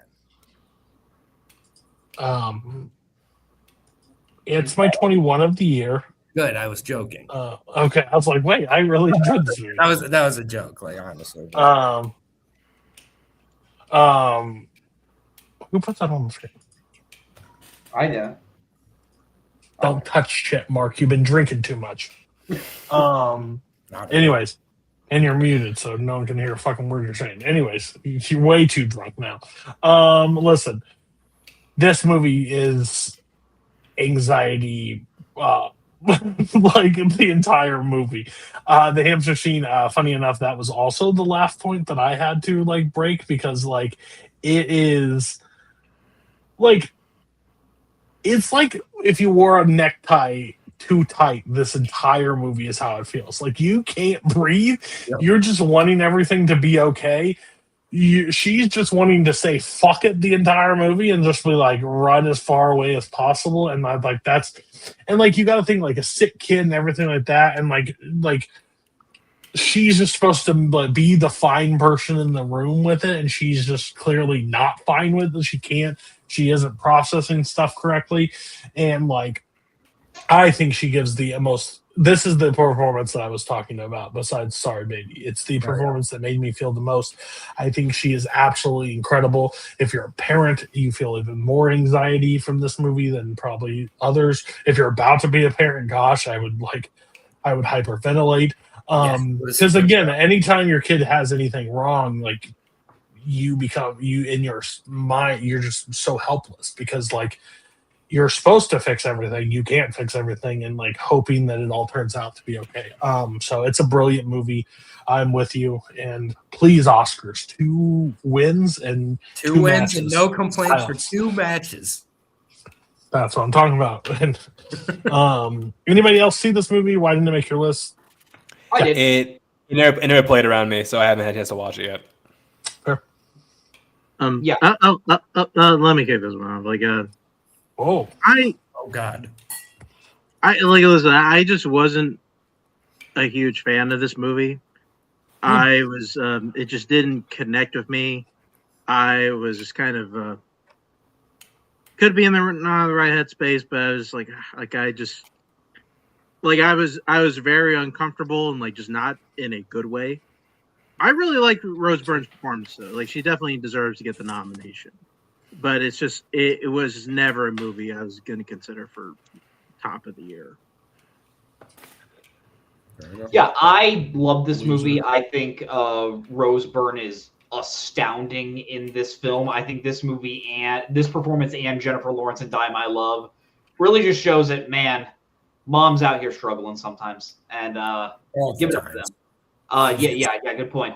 The way Mary Bronstein directs this movie, it just makes you feel uncomfortable. And the thing I really like about this movie is like, as you're watching, you don't know whether or not Rose Byrne's character is at such a tragic point where like even like the smallest little things, she's handling it like it's the biggest deal in the world. And as an audience member, it kind of captures that while you're watching. You're like, well, okay, part of this doesn't seem like that big of a deal, but like, is it that big of a deal because of how much she cares about it? Also, the worst looking pizza I think I've ever seen on screen, like that. See, I was like, oh, terrible. Aaron, the one thing I wanted to ask you, you said these 2 wins, no complaints for 2 matches. Does that mean if one wins 1 match, or is it? No, I need both. I need both because Timothy's getting it. So this is ultimately, and I don't know shit, but it's ultimately about Rose Byrne. Like that's what this is about, and it matters more to me that Rose Byrne wins. There's a chance Jessie Buckley's probably going to win, but there's a chance she wins. Dude, you can't give it to him. Come on. Anyway, I don't want to talk about Oscars anymore. I kind of agree. What's your beef with him? What's your beef with Hamnet? Okay. All right. My beef is with Oscars. We're pushing almost 3 hours. Calm down, everybody. All right. And Mark is already lit. All right. So Payson. Fucking lit. Yeah, this is one I know no one has on their list, but I absolutely adored it. How do you know? Just from Yikes and stuff. Okay. Yeah. Mathematically. It is Jafar Pahadi's It Was Just an Accident. Iranian film. I haven't really pitched any of these movies thus far. This is the one where, like, from the premise alone, it is maybe my favorite movie premise of the year. Of this former prisoner of war finds the guy that he thinks tortured him. He never saw the guy's face, but he can tell from the voice. Kidnaps him, decides he's going to bury him alive, and then as he's burying him alive, the guy makes a pretty good, compelling argument that it might not have been him. And the movie just immediately puts you in the character's shoes of, like, okay, shit, if I was in this circumstance where I found the guy that, like, tortured me and my family, could I go through with killing him if I wasn't sure it was this guy? And even if I did know that it was the guy, could I, as a person, get to that point where I could do it? As you're going through the movie, you're watching this character go and find his family and friends that were also being tortured in this protest. So you're seeing all these, like, people get inside of this van in order to witness this guy.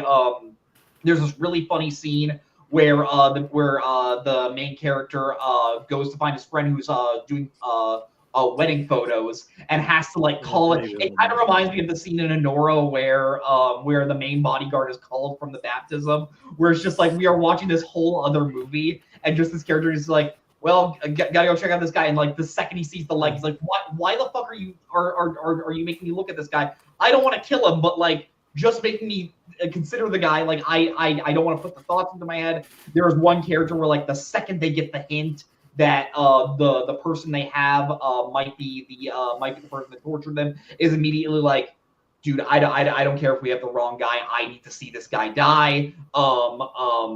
You start getting more and more into the guy that might be the person torturing him. Like, you start seeing, like, his family and how he's going through a crisis right now. I don't want to spoil the third act of this movie because some people might not have seen it, but the way how this film ends, it ends on a note where, like, at first I was like, okay, that is a really interesting note, and then just the final note it leaves you on is the most fuck moment I think I've seen all year. Just if you have seen the moment, the way how this movie uses sound in its final scene is just pulsating in every single aspect. Jafar Pahadi, this is the first movie I've seen of him. I know he's a really, really acclaimed Iranian filmmaker. I want to see more from them, and yeah, this was I absolutely adored this film. My favorite thing you said was you basically talked over the first two acts of the film and then said, I'll save you from the third spoiler. But, like, you went through, like, so much of the film without, like, I understand, but, like, hey, if you haven't seen it, just cut to the last 45 minutes and enjoy the ride. Co-host style. It's my 14th of the year. Nice. It is absolutely a brilliant movie. I agree with you with the ending and the sound. It's such an interesting situation that they put themselves in with, like, this happened to me. I feel like I am due this situation. Can I bring myself to the level to the guy that did this to me? And I think that's just like such an interesting concept, and they do it brilliantly. I haven't seen anything, I believe, of this director or this movie. Another guy that I would nominate for Best Actor on top of over Ethan Hawke. I think it's just an absolute brilliant. I think it's just an absolute super smart movie. This is I'm evolving, guys. I'm anti-war, and I have pro foreigners. I have some foreign films in my top 20. So I'm like, hey, I got 3 of them this year. So, like, I'm not saying I'm changing, but I'm a changing. Progress is progress. So you can change too. That's the message. So what you're saying is, if I can change, And you can change. Everybody can change. Not everybody. I've met some fucking horrible humans. They cannot change. But Have you right not seen now- Rocky 4? Yeah. Yeah, but still, listen, Creed still died. Okay, like things figure itself out. Anybody else see this movie? Why didn't it make your list? Why do you? I've seen it. Yeah, I've seen it too. I mean, this one was very close to making my top 10. I think like it's just on the bubble. No, yeah, like I think everything Payson said was I mean, I think it works. I think it's very like tension filled. I love the way it puts you in the shoes of the characters. There's one sequence involving a tree that I think is like a really interesting way to take that scene. Even though I do think it goes on with like a hair too long, but like that's a nitpick. I think there are things in this movie that are very, to me, feel very culturally specific with this one. So like for me, there's a bit of a disconnect, but I do think that like the universal things this movie did shine through, and it was just shy of making my list. Yeah, no, I love this movie. It was my 15th of the year. It was definitely in contention to make this list, but yeah, I think of the Jafar movies I've seen, this is a really good entry point. Did he do a separation? Or am I thinking of somebody else? Oscar Farhadi, I believe that's right. Yeah, no, Jafar did No Bears and a few others, but either way, like this is a good entry point. It's definitely like one of his more straightforward stories and universal stories. Like I do think that, and I don't mean that in a mean way at all. Like I love a good vengeance story where it really does make you look at kind of both sides of the coin with it, and it leaves you on like a very unsettling note. And I believe this movie is PG-13, which is just like crazy to me because there's no way. Maybe I'm wrong, but I'm pretty sure because all they show is just You're 100% right. You're 100%. Wow. So that's the power of Jafar. Respect Jafar. Like it's just like some of the scariest movies that are coming out now all of a sudden are PG-13. I saw the TV Glow last year was PG-13. Good fucking God. Like this year, like, and don't get me started. Anyways, it was just off. Good choice. Never made to San Antonio. It's a long way from Iran. Yeah, it is. There you go. Chance. Yeah. Number 2 is the action earlier, sentimental value. Yes, I'm big on Joaquin Tree. I haven't seen I don't know if I've seen all those movies, but like I was big on Worst Person in the World. It was one of my favorites the year it came out, and I was really excited about the prospect of this film, where it's basically him reuniting with Renata again, who I think is excellent in this film, but bringing in like all the other great actors who like Stellan Skarsgård. First time I've ever seen him in his native language, which was odd to me, but. No, I'm sorry. No, not his native. It's Norwegian. He's Norwegian, not Swedish. He's Swedish, not Norwegian. But I think that this is a really excellent film about emotional scarring. Like how much of what happened to you in the past can bleed into your future. Like trying to mend relationships that were utterly destroyed over several decades. And I think, like the whole idea of sentimental value, the idea of trying to do essentially like a big patchwork from people who at one point were important to you that you maybe screwed up, but like you're trying to be better, try and be a better person. I think the acting across the board is fantastic. Igna, I can't remember what the order of her last name, but she's fantastic. Elle Fanning's really great in this. I think those are two very unknown animations. One of the better acted films I've seen this year. And yeah, I think from top to bottom, this is a really captivating drama about like some of the biggest things that affect you, some of the biggest things that make you who you aren't always on the surface. Sometimes they are deeper than skin level. So yeah, I think sentimental value is just a phenomenal film about that. Yeah, this is my number 8. I love movies that center themselves on like one particular family and just sort of like delves into like the history of that family and how they've like affected each other in good/bad ways. And I think Joaquin Trier is just such a great director at just getting to the psychosis of certain characters.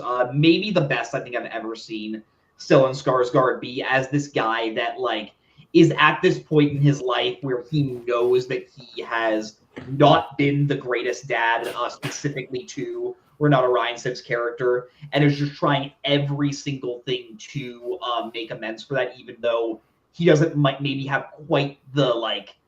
He is not going at it from the right way to seek that forgiveness. Yeah, the entire cast is great. I'm with Chance. Inga, Ib's daughter, Lilias. I have Ib's daughter, Lily. I didn't know which order it was, but revelation in this film. One of my favorite scenes of the year is her finally reading the script and realizing that the movie that Skarsgård is making is not about their mom, but is actually about I shouldn't spoil it, but fuck it, I've gotten this far. It's about Renata Ryan's character, and just Elle Fanning playing a part that is like could be really complicated in like having to be a compelling like actress that is not like right for the part, and just watching her like slowly realize that. And then yeah, that final scene, that is a final scene that could come off so tacky and so just like eye rolly, and the way how Schreier is able to weave through and sets up everything is just so perfect. Also, funniest scene of the year is Skarsgård getting his grandkids, the piano teacher and Irreversible, for their birthday. Just that was a good scene. Had me dying. Anybody else have this, or is it just those two? It was just us. So I believe this is my 16 of the year. I think it just tells a very important story. It hit really close to home to me is like reconciliation with like parents and stuff like that, and like it's like parents or like especially a father or whatever coming later in life and kind of like and doesn't know how to like kind of say that he was horrible, but like doesn't really take ownership. Like it's hard to take ownership for it because he's like, I did the best. Like it's the father doing the best they can for their kids, they believe. So I think it hit really close on that stuff.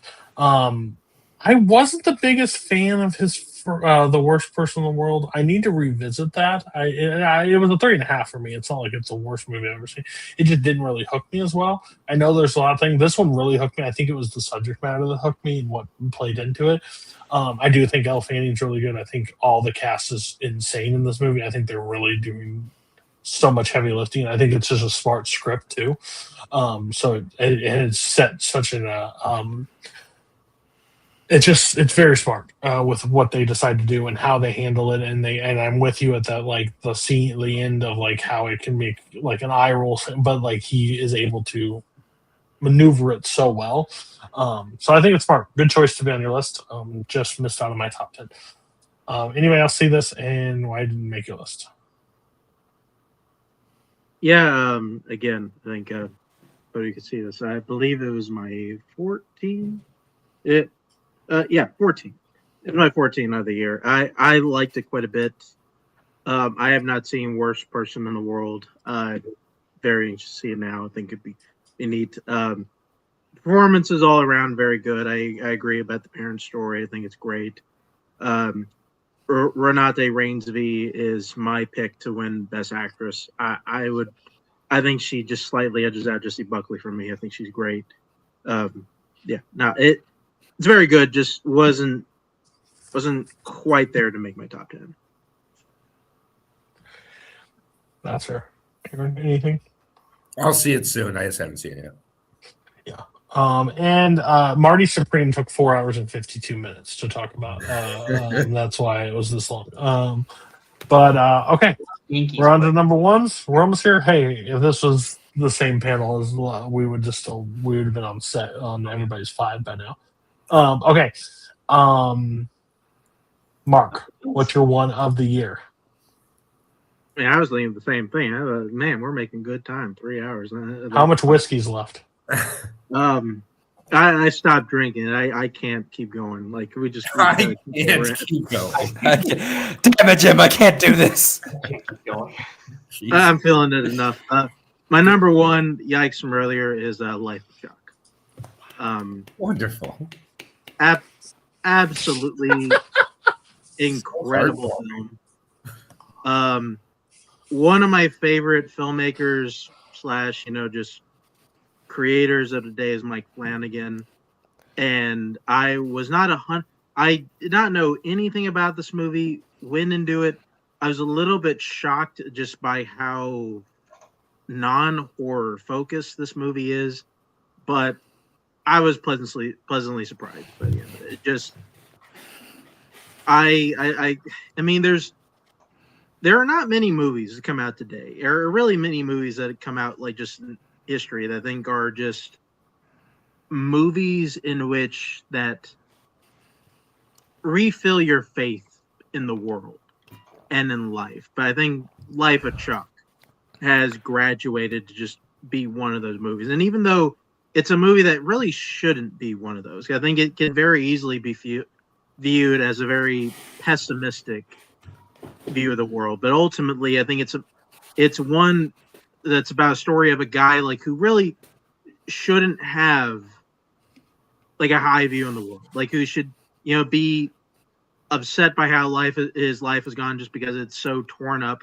by tragedy, yet he still finds ways to be hopeful and to see like the good in the world. And I think ultimately, like kind of how Flanagan chooses to tell the story, I think is very interesting. By ultimately, like the first act is like by characters who technically don't exist. I think is very interesting, and then we get into the actual meat of the story where we get some of the best scenes I think of the year, which the busker scene. I think the busker scene is incredible. Talk about a scene that just kind of makes you feel good about the world in general. And then ultimately the last dance scene, there are at least 3 or 4 scenes that just kind of bring me on the verge of tears. There are very few movies I think that push me to an emotional edge, and this movie just kind of continually did that.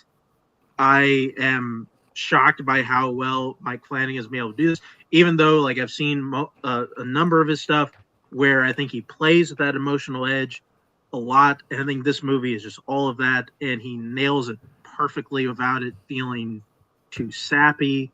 No, I was blown away. It's the only film of the year that I would consider giving like a 5-star review to. I think it's the only 5-star movie I think for me this year. Yeah, to echo a lot of what Mark just said, if you haven't seen this movie, I'd rather not. Let's talk like specific, because I think a lot of it is based on like expectation. You're not really comprehending what's going on at the beginning. But I do think this is a really great life-affirming movie. It's a film about like life, purpose, like doing what actually makes you joy. And yeah, like I do think it does feel very much like It's a Wonderful Life, but for this generation. I think the cast at the bottom is outstanding. Like, I don't think there's a weak performance in the entire bunch. I think visually it's really interesting. I love the structure of the film. I think that the final line where the movie leaves you off, I think it leaves you off like a really great, really interesting place, and something that like really ties the whole film together. Yeah, I think that if there wasn't like one thing I genuinely hate about the film, it'd probably be like top 3, maybe top 2.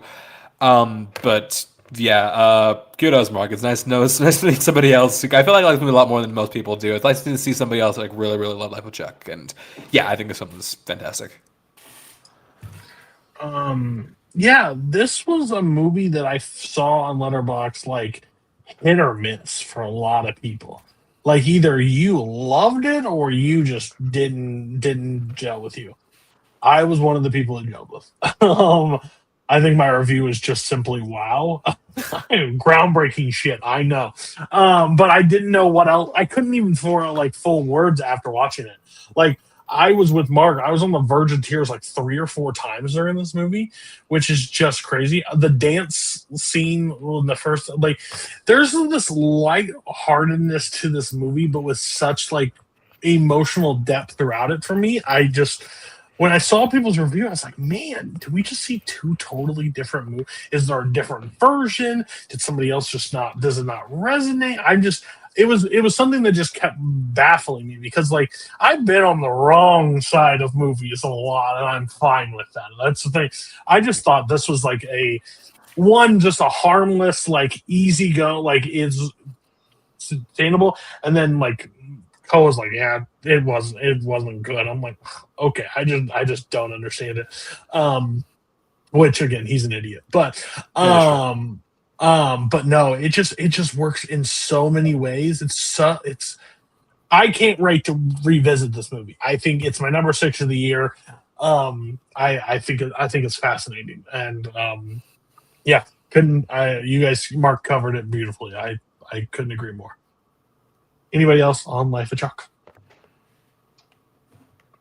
Aaron, you're Yeah, I saw it. It was my 14. I nice. loved it. I saw it at Screen Unseen at AMC as well, where I had no idea of the movie, and I was very no tacos. No tacos. Everybody was abstaining from food that night, and it was just a really good time. I just like feel like the entire message of you gotta dance through life, like it is very, very important, and it's very, very true. Like you go through.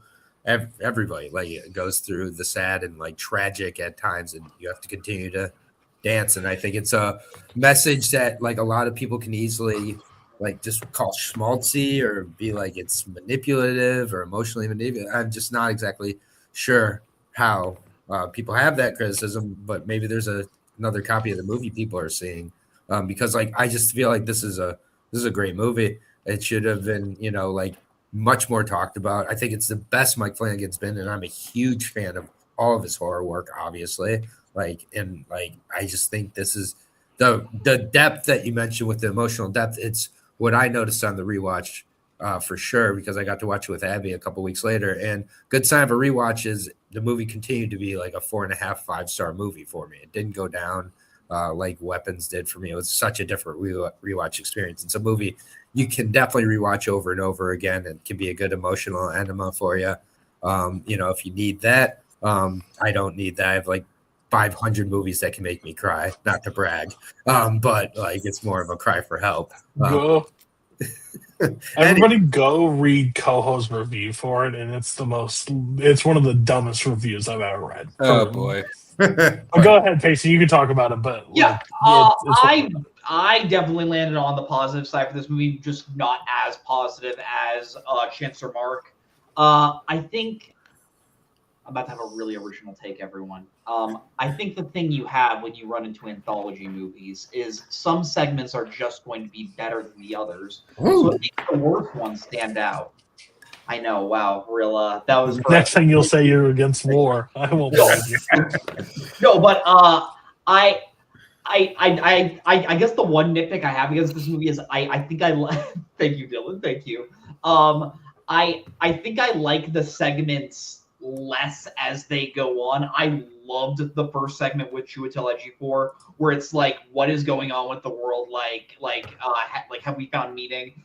Really enjoyed the second half as well. It's just a lot of fun just watching Tom Hiddleston dance. And third segment, solid. Just don't like it quite as much as the others. I think really, that's fascinating. Back against is just the fact that like I think I've noticed from a lot of this community is like if you go too overly sentimental, they'll find it cheesy. I really enjoyed it. I think Mike Flanagan is a director that just makes like weirdly feeling like old like movies from the past of just like where it does just hold its heart on its sleeve, and I think this is a really solid movie. I just read Co's review and it made me very angry. So like, I will say though, if the voiceover didn't exist, I'd probably like this a little more. The voiceover is a little rough. I really do not, and I love Nick Offerman, but like I felt like I'm watching Live Check the audiobook. I'm a slut for a good voiceover, and let me tell you, it was fine for me. Yeah, I think it was fine. It was no problem with me. I love voiceovers. It just is one of those problems I have. No, Maybe you're Mark the Hamill problem, was not my me. problem with the movie, but that's fine.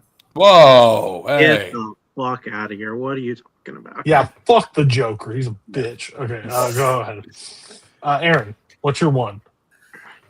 Sinners. Oh shit! That's my one too. Wonderful. Chance and I agree for once. From dusk till dawn. Like, Let's go. Exactly. Honestly, I'm gonna let Chance go ahead and tee it up because he's just much better spoken than I am, and he's less sick and less high. So, Chance, go ahead. You sure about that? Yeah, man. Like sure? this one, it took a death grip on my number one spot when I saw it back in April, and it just never let go. I think that Sinners is brilliant on just so many levels. I think the direction by Coogler is fantastic. The Coogler might be my favorite director working today. I think the dude just.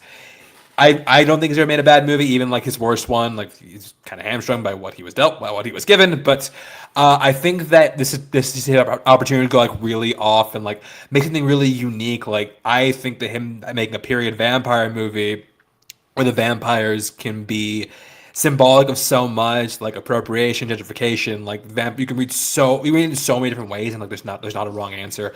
I think the ensemble is fantastic. I know, like, all respect to Timmy, and if he wins, I'll be happy for him. But Michael B. Jordan is my pick for Best Actor. I think he is. I think anytime the two of them collaborate, like they're kind of like the.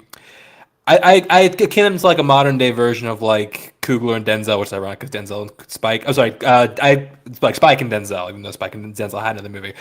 I think they bring out the best in each other.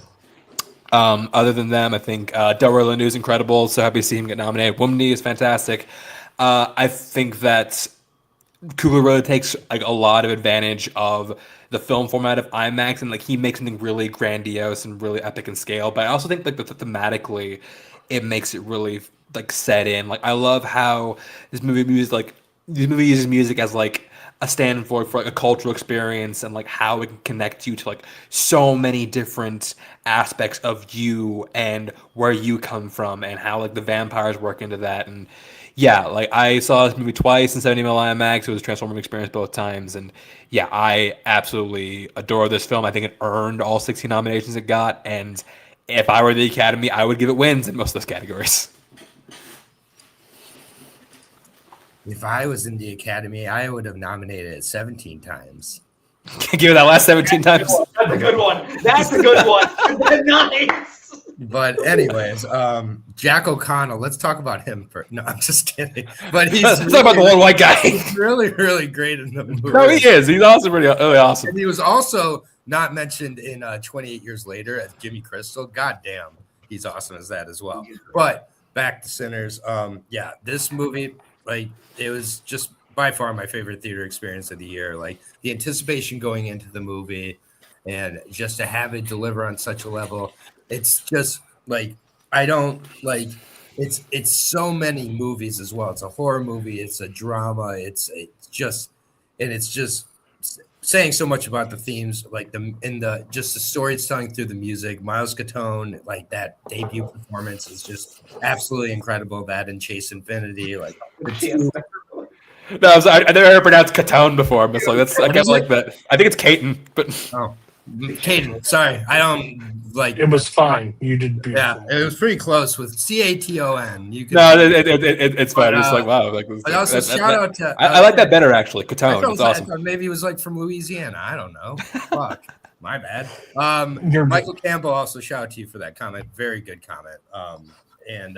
Yeah, just everybody absolutely shows up in this movie, and the way it takes the time with the first half of the movie.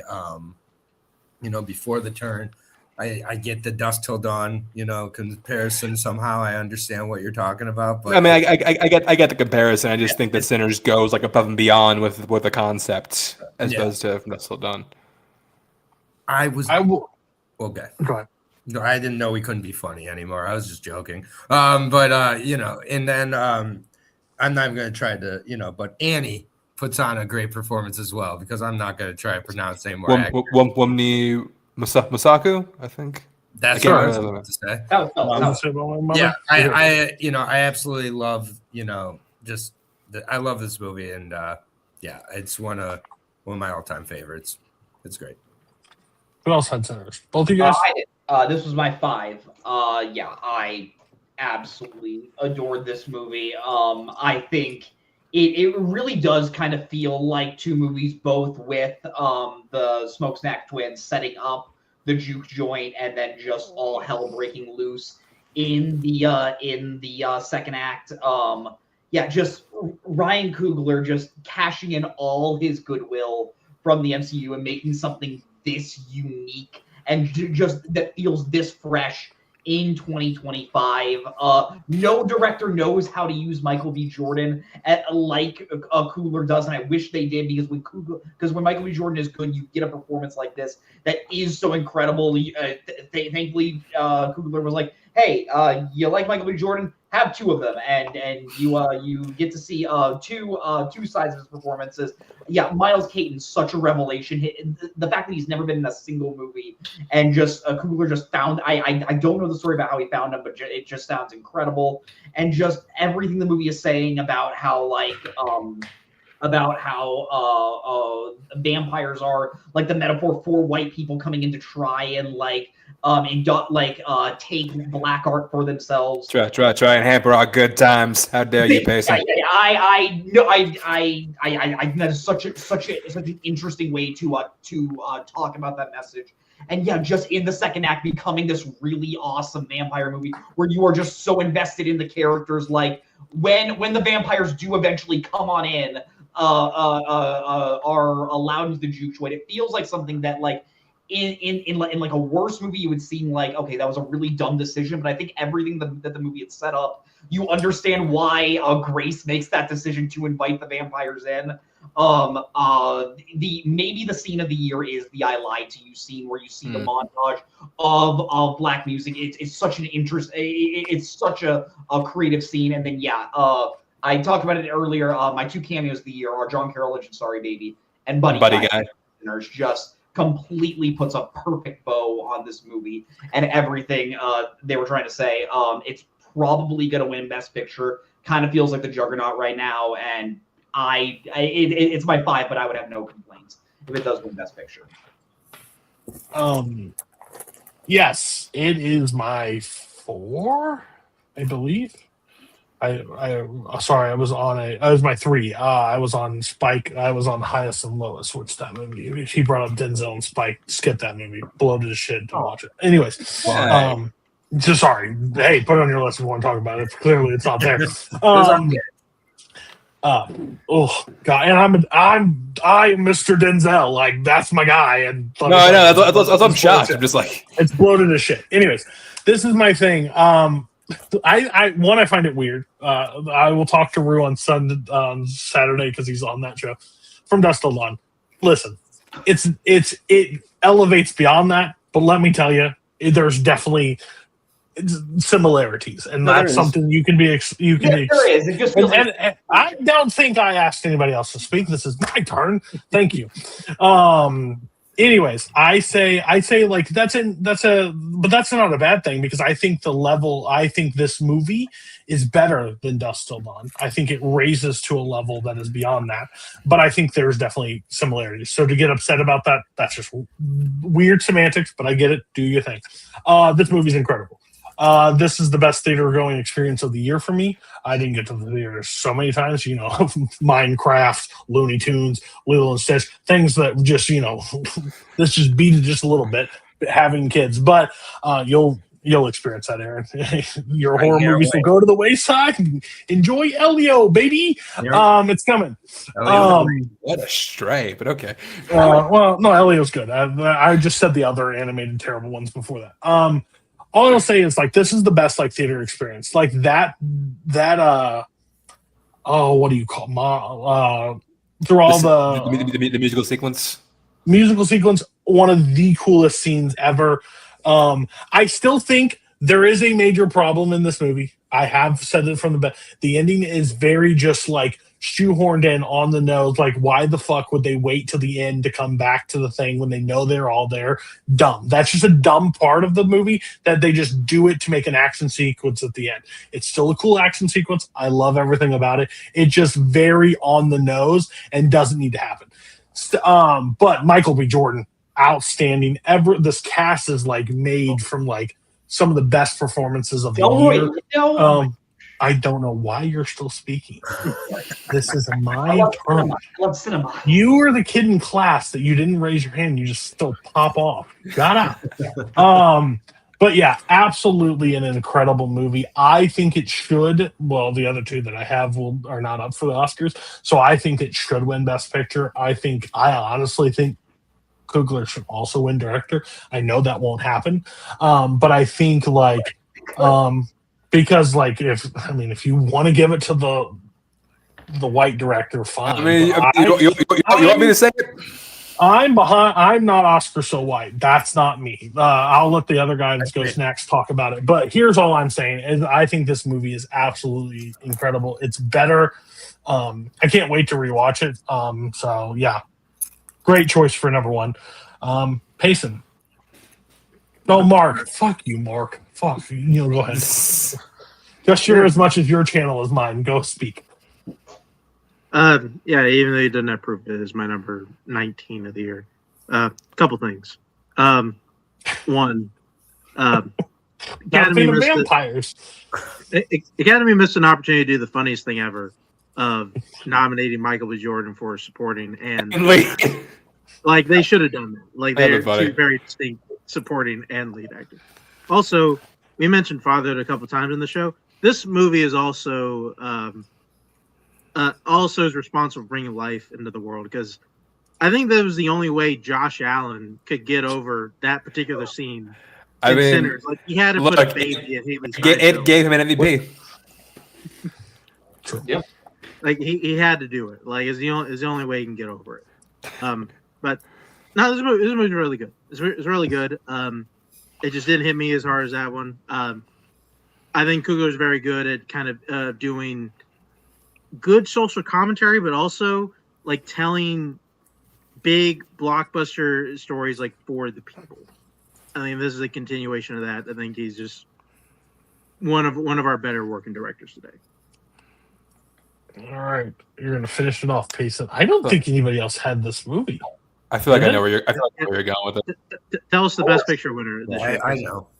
Tell us the best picture. We all know. We're talking about freedom, baby. It's one battle after another. Let's fucking go. This is a movie that I have so many words to say about it, but I have a tough time speaking about it because of how much it has grown to mean for me. I feel Paul Thomas Anderson is my favorite, not just working director, probably my favorite director of all time. I think the common complaint that everyone has been, maybe not complaint, but I think the common comment that everyone's been making about him is ever since Punch Drunk Love, he has not made a single movie that is set in contemporary times. Every single movie he's escaping to the past to tell us. Yeah, think about it. But it really is just kind of funny when you think about it. Like that's a knock. Yeah. I not necessarily a knock, but just like a comment of like, you just keep going to the past. And finally seeing him make a movie that is set in present day and have it be as angry and having it be as still as unserious as a lot of his movies, I just couldn't help but just having my breath taken away by every single element of this film. The way how it starts of just putting you right in the center of this like immigration center raid. You're like, wow, this is what we're going to be doing. Is he really just going to be like, just like this tense, this hardcore throughout the entire time? And just that easily my favorite edit of the year is going from Willa crying as a baby to immediately cutting to Chase Infinity with Dirty Work playing in Sensei Sergio's dojo. Just perfect filmmaking in every single aspect, and just how the movie just sort of gets at like, hey, a lot of the activism of Gen X, like they kind of got lazy at the end of the day, and PTA kind of feels like he's atoning for it in Bob Ferguson as this guy of like, yeah, he gets to just sort of enjoy the fruits of his labors of being on the scene, and he can just be like this weed dad that's just smoking, but look at everyone that lost their lives because of him. and just the entire cast of this movie, whether it's Tiana Taylor just owning the first act of this movie, whether it's Sean Penn just playing this character that is both so terrifying when you get down to it, but also so pathetic of like he is just so sexually aroused by the things that he hates the most. And I just find that fascinating as what PTA is saying there. Just the entire third act of this film where it's literally just cars going up and down, but you are just at the complete edge of your seat. The movie is 2 hours and 45 minutes and you don't feel the runtime at all. Just a Stephen Lockjaw, a Sensei Sergi, a Perfetti at Beverly Hills. It's so good. I'm trying to get my words. I'm sorry. And just where the movie ends of just saying like, hey, look, all this revolutionary stuff that these characters done, maybe the most revolutionary thing you could do is just being a good parent for the people you were set to raise. And like something like the more I think about this movie, I just think of things I love. Spoiler alert, I guess. When you learn that Willa isn't Bob's biological kid, I thought we were gearing up for like an extra 5 minutes towards the end of when Bob and Willa get reunited of like, okay, we're gonna have this big argument scene of like, oh, you lied to me, you're not my actual kid. No, there's none of that shit. They embrace because that's her fucking dad. That was the person that raised her, and it's just sort of and it's just beautiful in every possible way. It's wonderfully edited. My favorite score of the year with Johnny Greenwood, just like completely like capturing anxiety in the perfect way. I haven't even mentioned the hideout raid. I feel like that whole like 30-minute no cut scene of just of watching Bob's house get raided and then having that phone call, like maybe the hardest I've laughed throughout the year. That this is, as we look back on the 2020s, this is going to be one of those movies we remember as this is one of our great directors at the top of his game. He's never been given like this amount of money to make a story to this level, and just the fact that he was able to share his vision in the most perfect way. I don't give a shit that it didn't do too well. Honestly, it's on Zaslav for giving him that money. I'm not a producer. I'm just someone who loves movies, and fuck, I love one battle after another. Nigga, who is we? I know. It's my 10 of the year. It's so good. I think it's a really good movie. I have issues when it like people act like it redefines cinema. I wouldn't say that. And I don't think we're there. I think it's a very good movie. A lot of fun moments. I think I never knew PTA got shit on for not going to the present and just staying in the past. I think a lot of directors do that, and I think that's fine. It's a grand scheme. I don't love some performances that people are like batshit crazy over. Like I've heard like it was the best Sean Penn's ever been. I disagree with that. I think Sean Penn's good. I don't think he's better. Like I think there are better performances than this. I get it. He's funny. He has some really interesting like character work, but I don't believe like I like black girls and like saying like that stuff is like makes you just like oh my god, and he gets pegged. Like that's awesome for him. I'm proud of him. I just don't think I'm not homosexual. I'm just quoting. I don't think that like oh my god. Kids in acting school, pay attention to this fucking guy. He just redefined what we just did. But I mean that's fair. I only mark you down because you said PTA winning the Academy Award this year would be the equivalent to the Red Sox winning the World Series in 2004, and that's just absolutely. Why did you say that? That's sacrilegious. I can explain that. I know because and now I'm not sure because it seems like Sinners is like the juggernaut going in. But yes, is that real? I've been telling my family like with this movie maybe winning Best Picture, is this how it must have felt when like your favorite sports team finally wins the big game? And I'm just like almost there, and I just feel I'm getting emotional. Everyone jokes about it. For the past 3 years, my favorite movie has won Best Picture. Congrats, Michael Campbell. Congrats, Joseph. If this happens again, call me Nostradamus because this is my favorite movie. I'm just. It would be really funny if it gets snatched for like in classic sports fan, the catch in the end zone takes away the like. It makes my taste look a lot more interesting. Is all I'm gonna say because I felt boring. Everybody else, you can discuss why you didn't have it. Make it like 30 seconds. You just didn't have this on your list at all. So make it quick.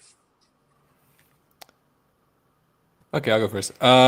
I was just kind of tired of this one before it even came out, like all the discourse around it. But I like PTA, and you know how I feel about DiCaprio. I like PTA. I'm like, okay, you know, maybe I'm gonna go and really enjoy this. And to me, like the biggest issue with this film is it has the exact same major problem that I think Killers of the Flower Moon had, where like you have this like really interesting story that you choose to tell from a really, really uninteresting point of view. Like I think if you make like Chase Infinity like the sole focus, I think this movie is a lot stronger. And I think it's circumvented a lot of scene where she's being told things that the audience we already know. And I just think that's a much more interesting journey that way. But I think it's a good movie. I just think like everyone saying like this is going to like kill Sinner's Oscar campaign was like, can we not? Can we just not, please? They're both great movies. Well, one's a great movie, and then one is this. Well, one's one of an all-timer, but it's not Sinner. Fight. All right, I'll just say my piece on One Battle After Another. I liked it pretty well. It was, being for my top 10, just missed out. Chase Infinity is my favorite part of the movie. Mine too. Great. And when is PTA gonna make a future movie? Is my question. What's gonna go in sci-fi? I'm down. Yeah. Oh my gosh, give it to me. Just saying. By the way, Gold Derby has One Battle After Another at 76% to win Best Picture. Okay. Cool. So what do you say, wagon? Sinners is a wagon going in. I'm not sure. What do you mean? You said that Sinners is like the clear-on favorite going in. What do you think? In terms of like nominations, and like I don't view Gold Derby as like the big hog to suck on in terms of like predictions. Just this movie. Yeah. Mark, quick, go. Yeah, this was my 18 of the year. I like this movie quite a bit. Not the biggest PTA fan. This movie had pretty well for me. Found it pretty fun. Look forward to the Oscar ceremony where they have to air the black girl scene for Sean Penn when he wins supporting actor. That'll be really funny. Had a thing here, but I forgot it. Yeah, it's not coming to me. Whatever. It's very good. Very, very, very, very good Payson. And he told us who's going to win. Oh, that was the thing. I can understand Payson's thing for the sports thing because no person was happier that Nolan won for Oppenheimer a couple years ago. My neighborhood was very lucky; they did not see me naked running through the streets like anyone. I make no problem. You got it on that. Tune into our Patreon and we will recreate that moment, baby. All right, before we give a thing, and by the way, I used Gold Derby one time for an Oscar pool, and I literally went every I missed one category by just using. I definitely. I remember that year. Yeah. So again, it's too predictable. Anyways, here we go. Sinners is better. Oh, Dylan. Yeah. Discourse in the writers' room. That's what I'm talking about. All right. So. I'm not going the winner not about the movie. It's not about the movie. Of tonight, Mark and John. Yeah, I saw that kind of shit. Yeah, that's good. Yeah, Mark won. Just I overall agree. Second place. I'll take it. Good shit. Payson. And to honor Aaron J's request, he is last because Chance Ellison, because I can't put him at third. He did have two of the movies that I did watch that I just didn't really like, so that was the thing. But he did have a lot of movies that I fully agree with, and I can't wait to watch Marty Supreme. The overall best, the combined list for everybody, this is what this group would say is the top 10 of the year. I do like to yell at a check in top 5. I don't see anything. One battle and eighth, 8. So that's interesting. There it is. I think I'm mine, but I'm not kidding. 8 is my favorite number, so I actually don't do that. No one cares. Anyways, Saturday, 7 EST. Paul Oyama, Caleb Coho, Scott Harvey, Oh my God. Rue Moses. Those will join as the top 25. Then at some point later on, probably in February, March-ish, we'll do the best of 2020. And if there's any other ideas that you guys want to do, I'm gladly to do these. I enjoyed them. We had a great turnout in the live chat, people coming in. I think the panelists at least had a fun time.